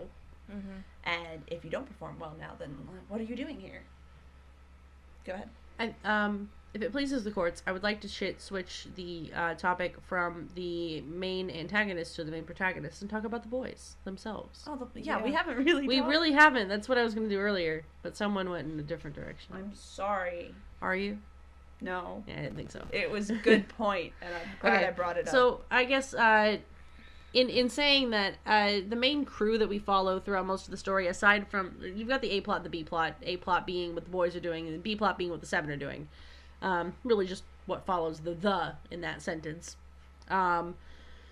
The boys consist of Huey, some Australian man, some French man. Is he Australian? No, he's English, and that's Butcher. That's Butcher. Are you sure he's English? That sounded Australian. He's got a... Cockney-ish? I can mimic it. It sounds a bit like this. He sounds a little bit Australian. Hold on. It's got a lot of stretches. No, he didn't... I think that was just him trying to be gravelly. Yeah. I need to know now. Everybody shut up. I'm working on it. Work harder. Oh my god. Okay, I don't know where the hell you went. The fandom page, thank you. What's his name again? Butcher. He's British. I'm dumb. Done. Yep. He's British. What nationality? I literally Googled what nationality is Butcher from The Boys. It was the first result. Oh, wow. AO3? It was I was searching the tag to see what the fuck this fandom was about. Yeah, were you? So, but no, so you Butcher's get... the British. Yeah. Butcher, you have Frenchie, Uh-huh. who's actually not French, but from Montreal. That tracks. fucking hilarious. That tracks. Which I find hilarious. I mean, I get that that's what they speak in that Yeah, but portion not of Canada. everyone that speaks French is French. French. And then you have Mother's Milk. Mm-hmm. I love him so much. And And- Kimiko. Kimiko. Kimiko is the best. Yes. She is here to vibe and get her nails did. Oh, I'm so sad that her nails got Her ruined. nails got ruined! It's okay, guys. It's okay. I promise. The good things happen for her in the 2 episodes of season 2 I've seen. We will talk about that. Yeah. Anyway. Good things. Uh-huh. Okay. So, but so that's the main cast. Aside from Huey and Kimiko, the team has done jobs before together. I think it's really interesting, and I really like that they gave Frenchie and Mother's Milk like some kind of tiff at the beginning. Right. It kind of had that vibe of like a heist movie, Yeah. but it didn't hit as cliche. Yes. No, it felt very much It was weighted. legitimate. Yeah, it was weighted. The issue behind it was like multiple deaths. Yes. Mother's Milk is all like, I hope you... Butcher goes to recruit Mother's Milk. Can we just call him MM? They go... Everybody calls him MM. They go to recruit MM, which is a nickname for a nickname. I'm sorry, I don't... With Homelander existing in this universe, I don't want to call him Mother's Milk. You know what? Fair. It fucking freaks me out. Anyway, Guys, I figured out how to take down Homelander. Just tell him that you'll give him mother's milk. And then he shows up. Surprise, motherfucker. Yeah, when Butcher goes to recruit from his correctional facility's job. Yeah, I would say. Or at least like a rec room or something. Yeah. The very last question he asks, besides, what is it, the general questions one would expect to ask, is, I hope you don't have that French bitch working with us again. I've told you before, and I'll say it again, I don't want to work with him. Mm-hmm. And I will not work on this job if he's on this job. Yeah. And Butcher straight up's like, ouch! No! What do you... Frenchie? No! And Butcher is a rogue that gets too far in over his head consistently. And then the minute Huey and Frenchie walk in, and Mother's Milk runs across the room to beat his ass. And Huey's just like, hello? What? No. Ah. Yes, Myra. So, with... I mean, that's all? No, that's... I was waiting till you were done. Okay.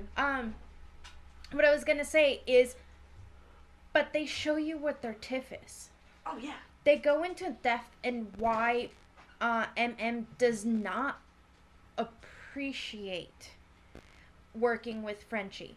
Because whether we like it or not, Frenchie makes mistakes because he gets too emotionally involved and he goes off the rails, really. He ignores the plan. He ignores the plan.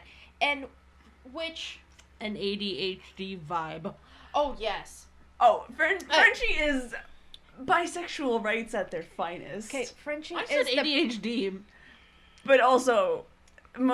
He's the paladin I wish I... Well, not paladin. He's the rogue I wish... Or rain... He's artificer. Yeah? Yeah. I'll give you that. Because he knows a little bit of everything about everything. Yeah. Also, can't artificers specialize in like explosives and stuff? Mm-hmm. Because if anything, I would say that he's like a he's detonator. a demolitionist. But he's the demolitionist I wish I could be. Because uprights. Let's be honest here. If I could, I would probably do that. Like, you can say a million negative things about Frenchie and his intention span and his willingness to stick to a plan, but when that dude sets his sights to something, it gets done. It gets done. He achieves it in record time. Yeah. And within spending, like, I don't know, 10 minutes in a room with Huey, he's like, do you work in computer science? He can tell that Huey knows what he's doing, is saying the right things at the right times, and is pointing out good things, and he's just like, I see, I know who the fuck you are. Not like in a literal way, but like in a analytical way. Yeah. Yeah, and he's all like, oh, well, you know more about this than I do, help. Yeah, basically. Yeah. Not leave unsupervised. Assist. But you can also see how, even in that first episode, when you do meet him, you see this integral part of his brain, how it works when he puts his mind to something, because within a day he makes a bullet that has the same material that translucent skin is made out of to try to penetrate his skin. Yeah. Right.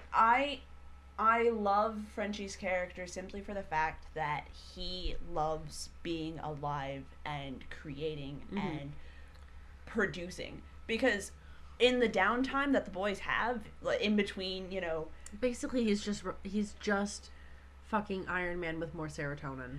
He's Iron Man, but then he's cooking. He likes with more serotonin. Yeah, with more serotonin. He cooks for the boys because he's like, listen, we may be in this shithole, but you're gonna eat properly. You're gonna have delicious food, and it's gonna be gourmet bullshit. And one thing that I'm not a huge fan of, that I kind of hope that season 2 fixes for me, I don't like that season 1 did such a good job fleshing out name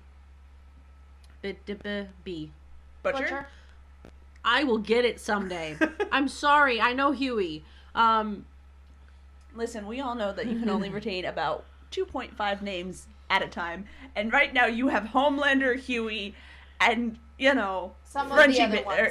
Frenchie's in there. Frenchie is in there. Himiko is at the top. And that's because you stan her. No, that's because I'm waiting to talk about her more. Okay. But it's all season 2 stuff, so it's not going to happen. That does not mean my brain did not place it at the top and won't listen to reason. Well, so anyway, one thing that I'm not a huge fan of that season 1 has set up so far, we get a lot of in-depth background on Butcher. We get a lot of in-depth background on Frenchie, and we inherently have a lot of in-depth background on Huey. But for the boys, the one that we kind of only know the like top of the soup like information on is MM.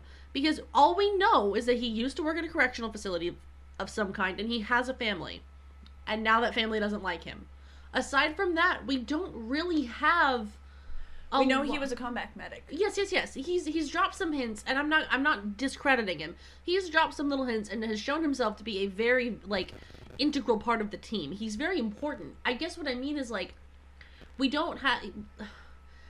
He doesn't have a lot of screen time to like put himself in the moment. You're right. Yeah. We don't know why he gets involved with Butcher in the first place. Yeah. Because we know there's this character Mallory. Uh-huh. My turn to fuck up. Yeah, he has a lot of anger towards a lot of lost lives, but we don't know why he's there to begin with. Yes. And I just want to talk about MM to like for his characterization for a hot second. Diverting Hold on, was your thing about this thing? Okay. Let's do that first. Go. The reason I was gonna say you sort of do though, because the MM says it sounds more like MM was recruited before Butcher by Mallory, so he was closer to her. That's why the damage that caused to Mallory affected him so deeply. Yeah. You know what? Yeah, that totally tracks. And all I'm saying is I hope we get to see that in season 2.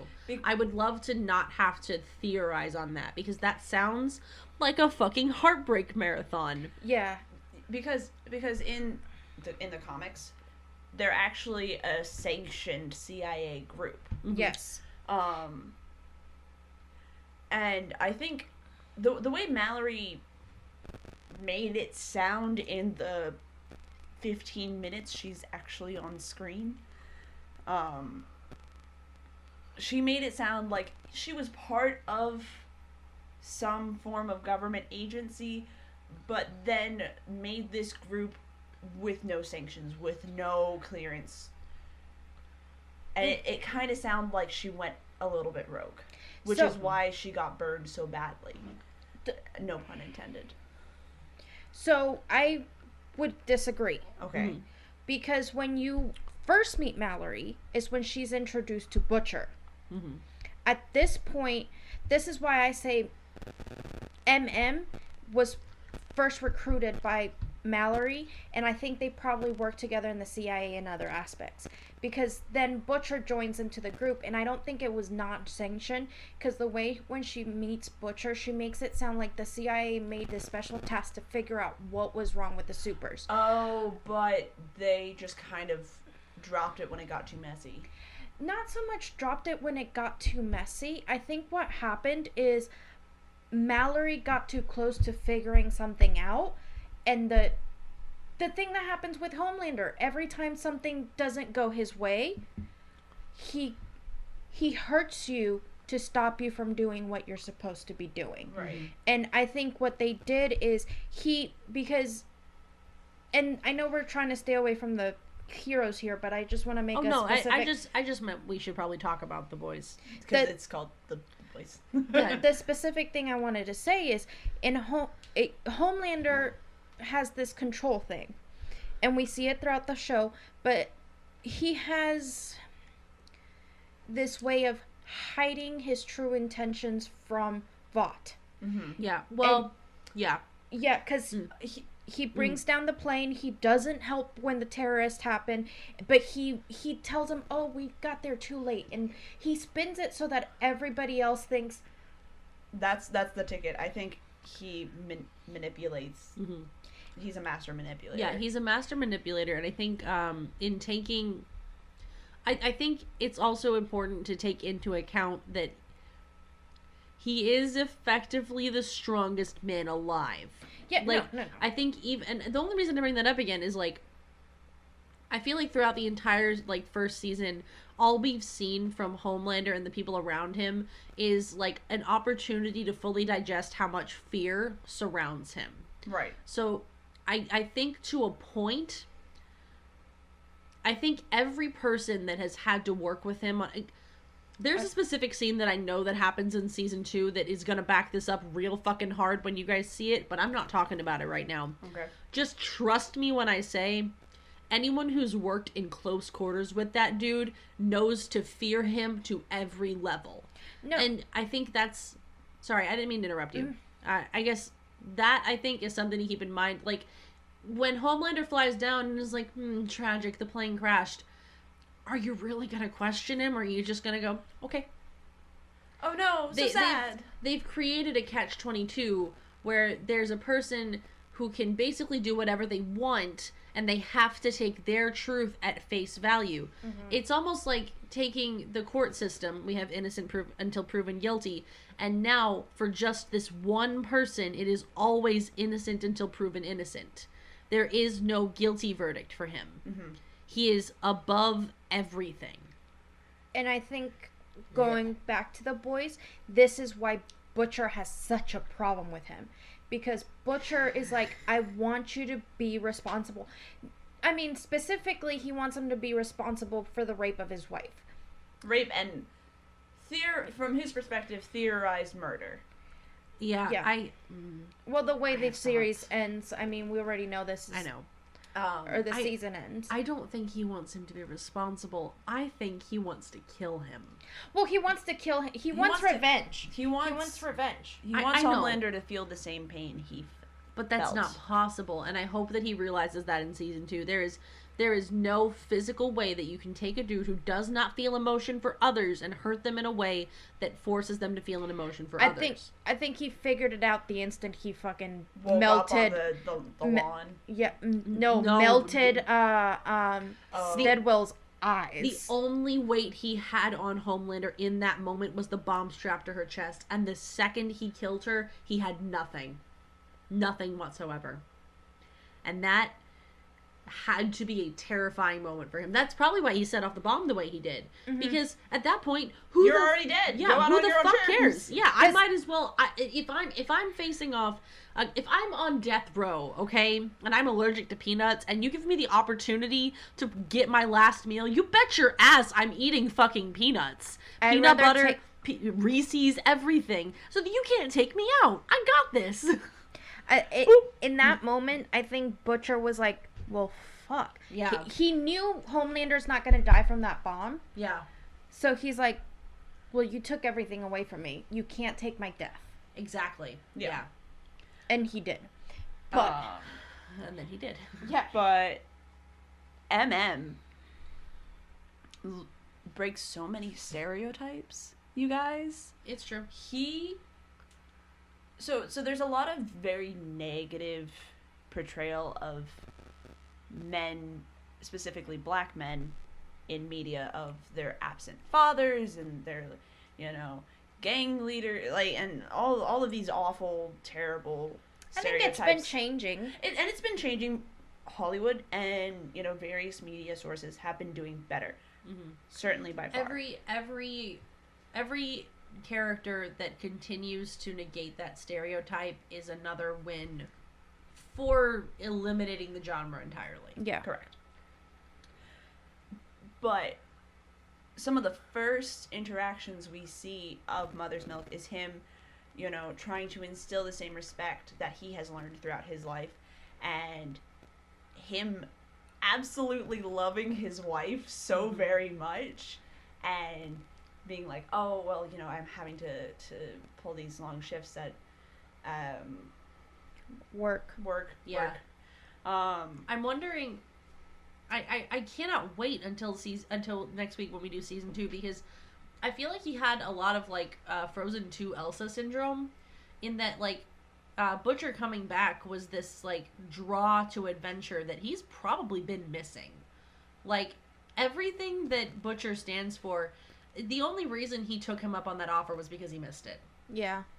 Like, in that moment, there is no other reason for him to have even entertained the idea except a longing for that life back. Sure. And I feel like I would really like to see more of his headspace around, like, before and after that time, because, like, to know that you have the weight of someone who loves you so dearly on your shoulders, and a kid with that person, to take that weight and put it on a pedestal that you don't know if it's going to crumble, and if it does, when. Mm-hmm. That's a lot of trust to put in the thing that you are not holding. That's fair. It's a lot. And the pull to adventure must have been something that he was literally not able to hold back. And the thing is, he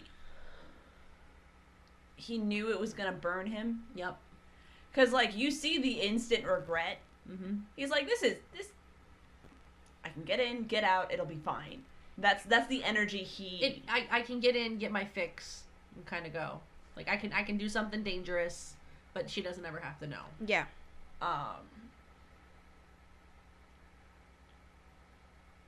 But he's such a good dad. He's a good dad. He's a good dad. He's a good husband. But I think, like you said, that pull to adventure, he hadn't had in a while. And I think, like, the fact that he even after arguing, put up with Frenchie just to go on that trip. You're right. He stays even when he sees Frenchie. Because if he really didn't want to be there, he would have left. He would have thrown hands at Frenchie and then left. Yeah. No. If there is some reason, something in him that pushed him to be there past every point that he had a logical, genuine reason to pull back. Hi, I just want to know more about you. I hope that we get more about him. That would be in season 2. That would be great. I would also say that I want to touch on one particular scene that I don't think we've touched on. Sure. And it's when the first time you see A-Track out of train? Yeah, whatever his fucking name is. The little. I'm sorry, I was like, wait, isn't that the thing the train goes on? That was my exact thought. I was like, isn't that a train part or something? The drug addict. Yeah. We'll go with that. The addiction. steroid. The addiction. Yeah. Well, not just the addiction. Well, I want to talk about the addiction and the drug, but I also want to talk about the scene in the store. Uh-huh. So, it's the first time we've seen him without, and I'm glad this show addressed it. It's the first time we see him throughout the whole series in normal, everyday clothes. Yeah. He goes shopping, and he's just minding his own business. He's still blue-coated, though. He's still blue-coated. Yeah, but what I'm saying is... In civilian clothes, everyone could be. What I'm saying is he's still kind of on brand. He's on brand to the viewer of the show. Yeah. Yes, he's on brand for... But if you don't see him every day outside of his normal clothes, out of his costume, you wouldn't... The only reason people recognize him is because once they start seeing his facial features. Well, and his haircut. Haircut. That distinctive... Exactly. Double part. Yeah. But the fact that the instant he enters the store, he... starts getting profiled? Yes. Yeah. He starts getting profiled. And he even tells the guy, hey, what's your problem? This is who I am. And he goes, yeah, well, I'm Homelander. Yeah. And then when he actually sees people recording him and he's like, I'm sorry. And the fact that the show addressed this profiling... Yeah, the righteous anger behind it. Yeah. Is... The way they did it is very good and bad. And the reason I say that is because... his profiling was wrong. Sure. And the fact that they're showing that this happens anyways in everyday life to important and famous people is huge. But the fact how A-Track handled it afterwards, I think was wrong. Yeah, that's what I was gonna say. Like, the way he handled the police officer. It's the way in he character, though. Yes, it's in character. That doesn't mean it's right. Sure. I was just gonna, because from episode, from episode 1, we get a comment from their handler of, A-Track has to be scripted. Whenever he goes off script, it's always a PR disaster.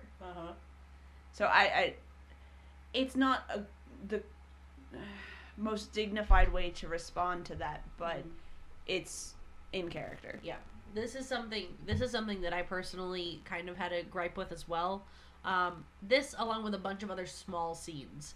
Whenever we have the main cast, either one, A plot or B plot, messing with people from the public or NPCs, that's what I always call them. Whenever you have them interacting with someone that's not on the main cast role, their interactions don't seem legitimate. And what I mean by that is I'm gonna stick with this one instead, actually. Whenever you see videos on the internet of a racist getting called out for doing racist shit, they do not immediately back down and go, I'm sorry, when they've realized that they've been caught in their bad behavior. They buckle down, they get angry, and they try to justify themselves. And the fact that, I appreciate what they were trying to do, and I think they did, bring light to a thing that we all already know happens. But in the fact that they didn't do enough research into, how that interaction should have played out, I think that's something to, that's something to be said. And on that same note, earlier, this stood out to me so hard when Starlight was doing her reveal of her new outfit. You had all these hecklers in the crowd being like, hey baby, blah blah blah, saying all this gross shit, and one of them goes, you're tight AF. And people don't say AF in real life. No.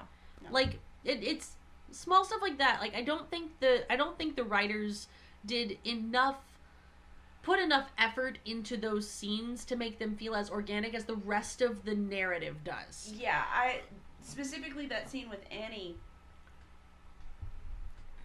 she wouldn't have just stood there. But especially with a young girl standing there, she would have been like, are you really gonna say that stuff in front of children? I would have liked if they had done the high-pitched thing. Go ahead. So, she was gonna say something back. She was gonna start reacting. But the instant she showed reaction towards a negative reaction to her new outfit, she was held back by her publicist, who was standing right behind her and said, shh, you can't say that. You can't react. You can't do that. Remember, there's cameras. I think her pause was justified specifically because she knew that already. We might not have seen her yet, but she knew already that her publicist was standing behind her. So the pause was not an awkward, oh, what would I do? And I had just said, I would have appreciated, the anxiety, high-pitched thing that we kind of get from Huey. But I'm scrapping that because I like it just being Huey's thing. But sure. I think that scene definitely could have benefited from more of a flip between the, heckling crowd and the publicist so that we can make that connection quicker.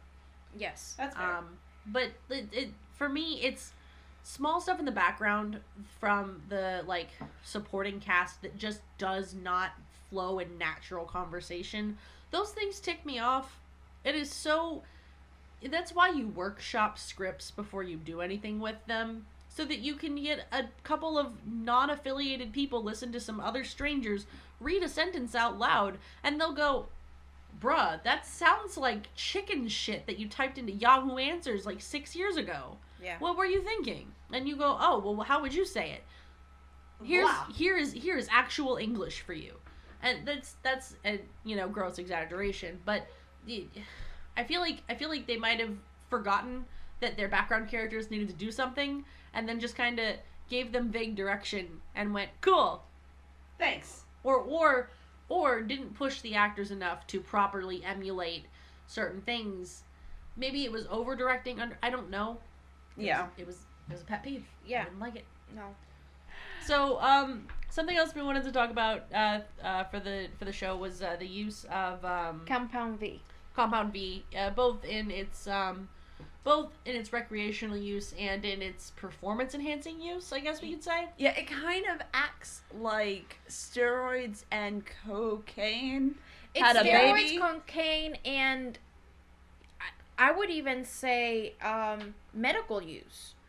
The reason I would say medical use is because they start injecting it in the baby so early that it changes, chemically changes and alters their entire I would like to pitch DNA. To you, I would like to pitch to you, both steroids and cocaine can be used in a medical way. So I don't know if I would classify that as a separate thing.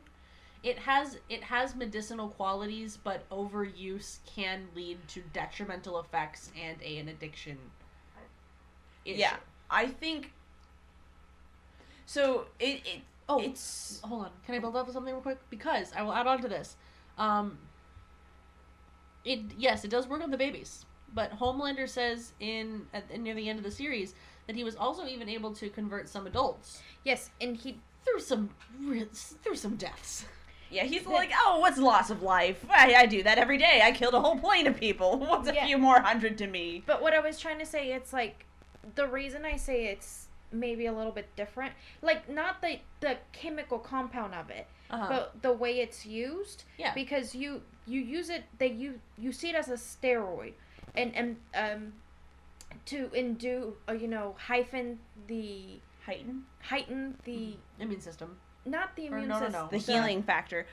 Not just the healing factor, the heighten their powers. Yes. But you also see the recreational use when the heightened mood. The Pop Claw uses it to get that high rush. Yeah. That rush. But then when I said medical use, is you see it in the experimental way that Homelander uses it to create a soup terrorist. Yeah, and that's then what I was saying. Yeah. You also see it with the babies. That's why I said it's 3 different in the same drug. Sure. All right. I'll give it to you. So we mostly follow the Compound V is mostly involved in you have me doing it. A-Train's storyline. Because he's the first character that we actually get to, like, watch interact with this drug. He is shown using it to enhance his speed. And he is very much afraid of becoming like Pop Claw and so many other of the tossed aside soups. The moment they are no longer the new flashy thing, the desirable, effective, top of their game hero, Vought tosses them aside. And he knows that. He's seen it happen to a ton of his friends. And so he keeps using it to stay the fastest man alive. So but he also gets a rush out of it. So I have a theory. I think that he started using it. I don't think he started using it on his own. I think Vought might have been testing it to him to see if it enhanced their powers, because he's the only one out of all the other supers that we know of that besides Pop Claw that uses it recreationally. That we've seen. I would tentatively agree. It definitely seems up Vought's alley to be like, hey, A-Train, we have this new thing that we're testing out in markets. It's supposed to give you a little extra energy, maybe make your powers a little more potent. Try it for your meetup with so and so next week. Let us know how it goes. And if it does have an addictive quality, then yes, oh wow. Y'all fight over that. Go ahead. So I wouldn't say they necessarily gave it to him for the race. I think at that point he was already addicted to it. I would agree. I think they gave it to him when he first joined. Seven. So my thought process, my theory, is that they dose the teenage kids with it, because teenage superheroes are much more likely to get injured because they don't know the full extent of their powers. They're not fully trained. They're, much more reckless action prone. And we've seen that Compound V accelerates hero's natural healing factor. We see that with A-Train after he has the fracture. So they give it to these young teens the same way musicians give producers give their musicians various drugs to help them perform or calm down or whatever they need. And if they get addicted and they burn out, that's not a problem. There's 100 other people waiting in the wings. Yep. That's the energy it gave me. The reason I don't 100% agree with that is just because of how unaccessible they make V sound. And I mean, it's very accessible because we see it in the hospital. Mm-hmm. Sure. Go ahead. But the reason I think they gave it more when he first joined the Seven, it's to try this little thing, and then after that they shut down because they saw, oh no, it's addictive, and we don't want our heroes to be addicted. Then Homelander took advantage of that, said, I know this is creating this, and the whole, we want the Supes to be part of the military. So, by him taking those samples and because A-Train can't be tracked because of how fast he is, he has him doing all the deliveries. Well, they have them all tagged, don't they? Yeah, but if they go, he's just doing whatever. He's just going to get Chinese. Yeah. Okay. You said a lot more words than I thought you were going to say. Can you say the start of your thought again? That it didn't start until he got into the Seven? Uh-huh. Oh, fuck. Not when they were teenagers? Oh, no. The accessibility of V. Yes. Okay. So, here's the thing. Yes, we see it in the hospital. Yes, it's used recreationally on the streets. So we currently have 2 areas where it can be found, purchased, and somehow used, okay? You can give it to your baby in the hospital, you can buy it on the streets, and, do whatever the fuck you want with it. 2. No. She's holding up her finger. Okay. Tell me then how that one senator from wherever the fuck already knew what Compound V was and had a hardcore suspicion about what was going on with it. That was so sus. I see you with your finger. That was so sus. I have a feeling that they have more of a leak than they anticipated with the V. Or it's a more open secret than we realize. Yeah, go ahead.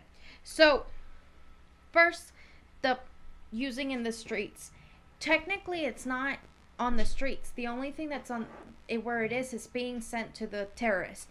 And the reason it's being used recreationally by these 2 characters is because they're the mules. Yeah. So, that's on that. Now, for the senator. So, here's my thought on that. Obviously, they have to go to hospitals to ask people to do this to their children. Or no. Yes, because you see it with her mom. Her mom admits that there was a contract signed saying that you would get... I would say you don't necessarily have to be at hospitals. They just have to find OBGYN records. Yeah, because, see, here's the thing,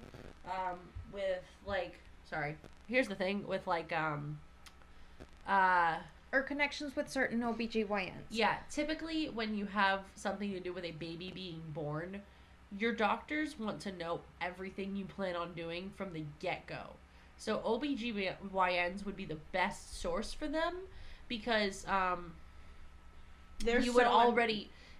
Think of all the extra care that has to go into a soup baby. Yes. Like, just the one that we saw, depending on what power manifests, you have to hold that baby in a completely different way. Like, everything that surrounds that infant is suddenly so much different. If you have a baby, like, imagine the Deep when he was born. Who knows if he could breathe air at first? Yeah. Right. Okay, there's so many, like, precautions that have to be taken. I feel like OBGYN is the only way to go. So, OBGYN. But the reason I think the the senator knew. Or the mayor. He was the mayor. Oh, No, senator. No, he was the mayor. we'll look into it later. I watched it this morning. I remember him being a senator because he was voting.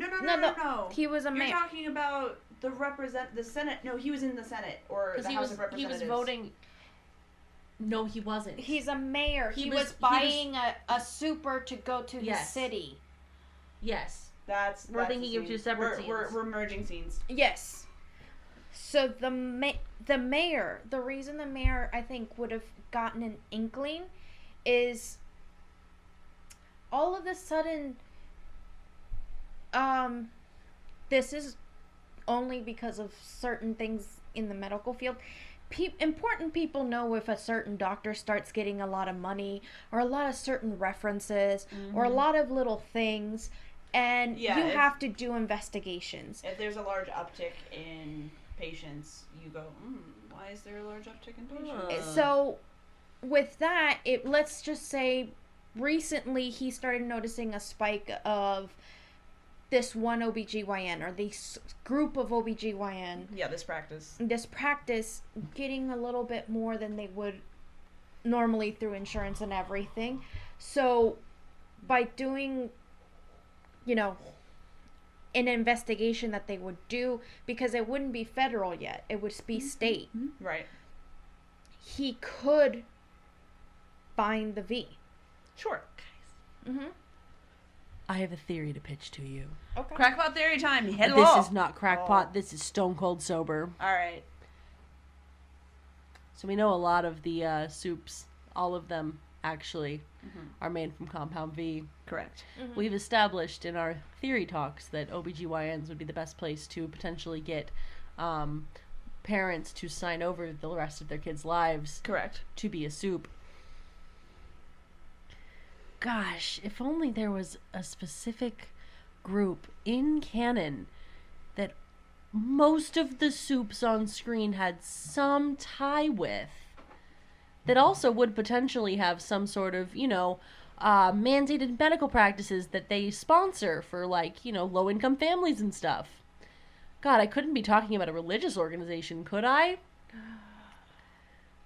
Oh my god, no, they only had most of the soups on screen helping them out and talking for them. Right. And you know what? I don't think they paid for them to be there. They just fucking showed up. So it would be a logical leap to say that potentially the churches, churches do typically have a nonprofit clinic and stuff, right? Yeah. That's that something and, that I'm used to. Medicare babies as Yeah. well. Yeah. So they are the perfect outreach people to be like, hey, we'll give you money if we let us give this shot to your kid. The polio vaccine. That's what it. Yeah, They yeah. literally say it's the polio They're putting vaccine. it as the polio vaccine. They're using he the did say that they're using their religion to give out polio vaccines to newborn children and testing new polio vaccine on these children. So you win. I have won. That's canon, folks. All right. Anything else we want to talk about for tonight?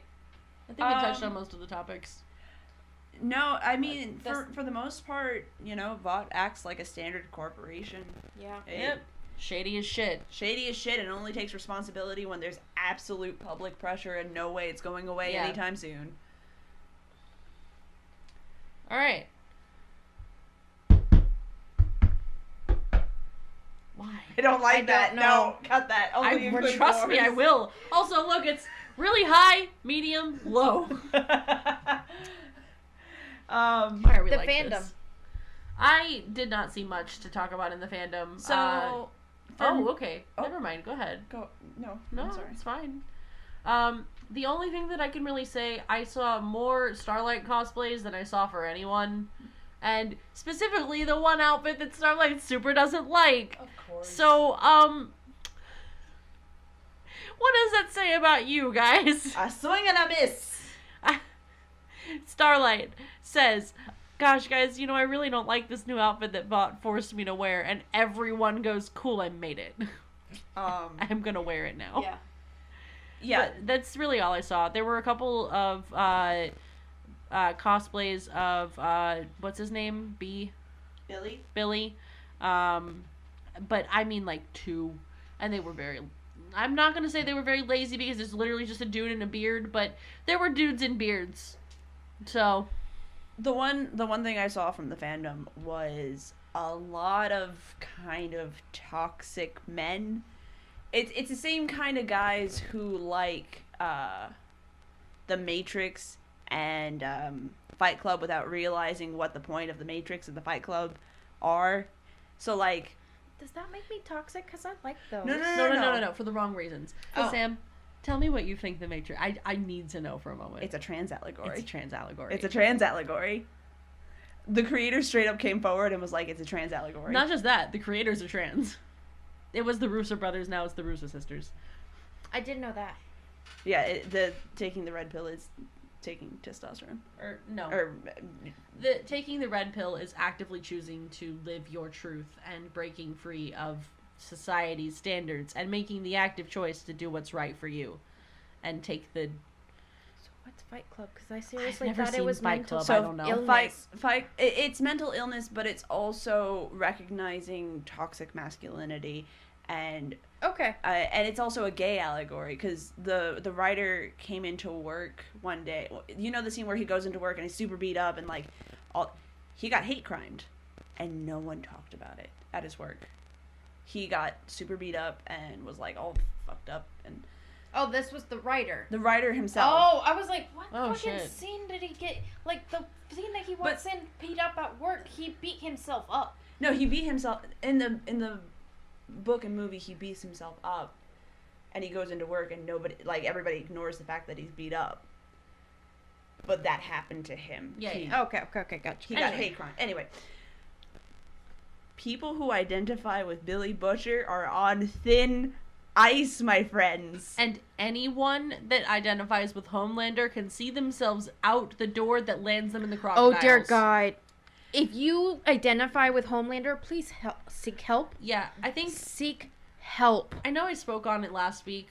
Rick and Morty really popularized this idea of if you are an asshole, you are...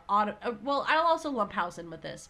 If you are an asshole, you are automatically the smartest person in the room. And I have a newsflash for all who think that. It's not true. You are the smartest person in the room by being the smartest person in the room. Your asshole levels are determined on how you act and are not immediately tied to your intelligence. So if you are actively trying to be like, oh, look at me, I'm a smart, Homelander has some rights, I cannot express to you how wrong you are. Yeah, Billy Butcher is one of those protagonists that are a cautionary tale. Yeah. Straight up, multiple times. The show is like, his path, as he is continuing on this path, is a self-destructive one that will lead him to death and nothing but death. Yep. If he does not change his ways, everyone around him will die, and then he will die himself. And I think that's why you have Huey, who goes, okay, go kill yourself if you want to kill yourself, but I'm going to go and help my friends. Huey becomes Butcher's foil. I'm really looking forward to season 2 because I hope that he kind of takes over. Me too. Mm-hmm. Okay, but I think we were talking about the fandom. But no, yeah, so many fanboys are like, oh my God, Butcher, he's so cool, he's so badass, like, and I'm like, home skillet biscuit, you missed the point. Not like, cause, yeah, grief does a lot to a person, and how people grieve is different every time. But Butcher chose to fester in his grief as opposed to move on and grow and continue as an individual. Yeah. And we meet Huey in a very similar state, but... Huey takes it in a different form. Huey grieves and then moves on. Mm-hmm. All right. So, fandom. Yeah. I mean... meh. The typical ships. Nothing weird there. Typical fans... Only cautions are that the cishets did get a hold of it, so just be wary for them. If you are one of the cishets, you could be the good ones. That's chill. This cautionary tale was specifically set out for those who are simping over the wrong people, and for the wrong reasons. And if this applies to you. I'm sure you're seething in your seat right now. But don't worry, I will leave a link to a therapist in the comments. Please. Anyway, if you're simping so, over Homelander, seek help. Oh, yikes. Ew. If you are simping over Homelander, I just want to send you my condolences. You have Captain America right there. You have America's ass right there. Right and there. it came with so much less sociopathy. Okay. Okay, so I don't know. I would rank the fandom an A. I mean, there's I would say actually B I'm gonna knock it down minus. to a I'm just gonna knock it down to a B. Because there's nothing necessarily bad about it, but it is small and dwindling. Yes. Yep. Unfortunately, this series hit it out of the park really hard at first and kind of just dwindled. Yeah. And I'm not 100% sure why, especially with how high the rankings were for Yeah. Rotten Tomatoes. But no one's really talking about it.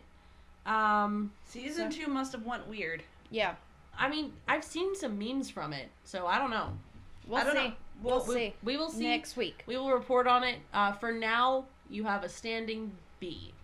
And if it drops from then or increases, we will see. Your final scoring will be next week. Thank you and come again.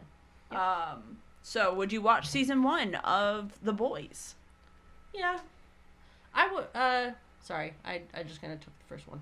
I mean, I would watch it. I certainly wouldn't sit down and watch all of it at once again. No. No, fuck. It's because I did it twice in one day.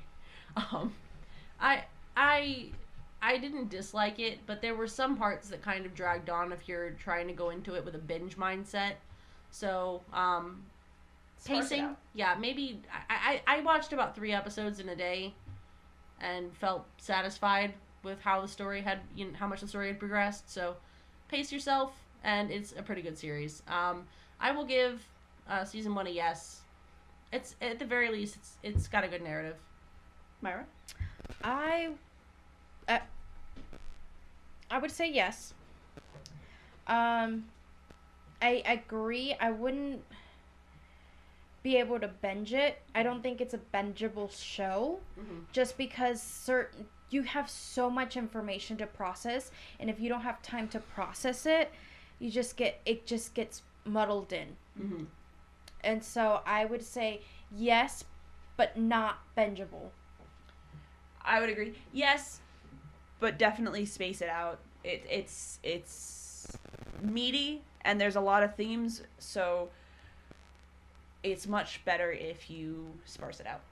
You know what? I think that's probably why Amazon did the one episode weekly Yeah, release. I mean, I can totally understand why.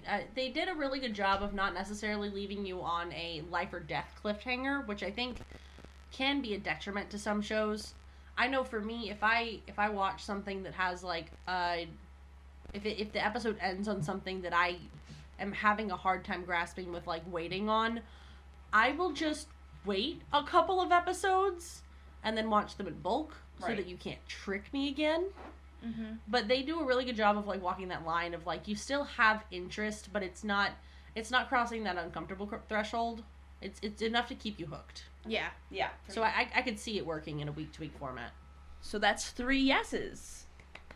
Hey. The Colts have adjourned. We will see you next week with Saison 2. Season 2. Thank you for listening to us, dear viewers. We hope you're having a good start to your 2021. Yes. And I hope that all of you who wanted to, go to the gym and stuff are definitely still doing that by the time you hear this. And guess what? What? I did. Oh, look at you. One person in this room has kept a New Year's resolution.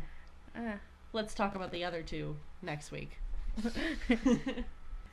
We've had our snacks. We've said our facts. We told you if you should watch that. See you next week.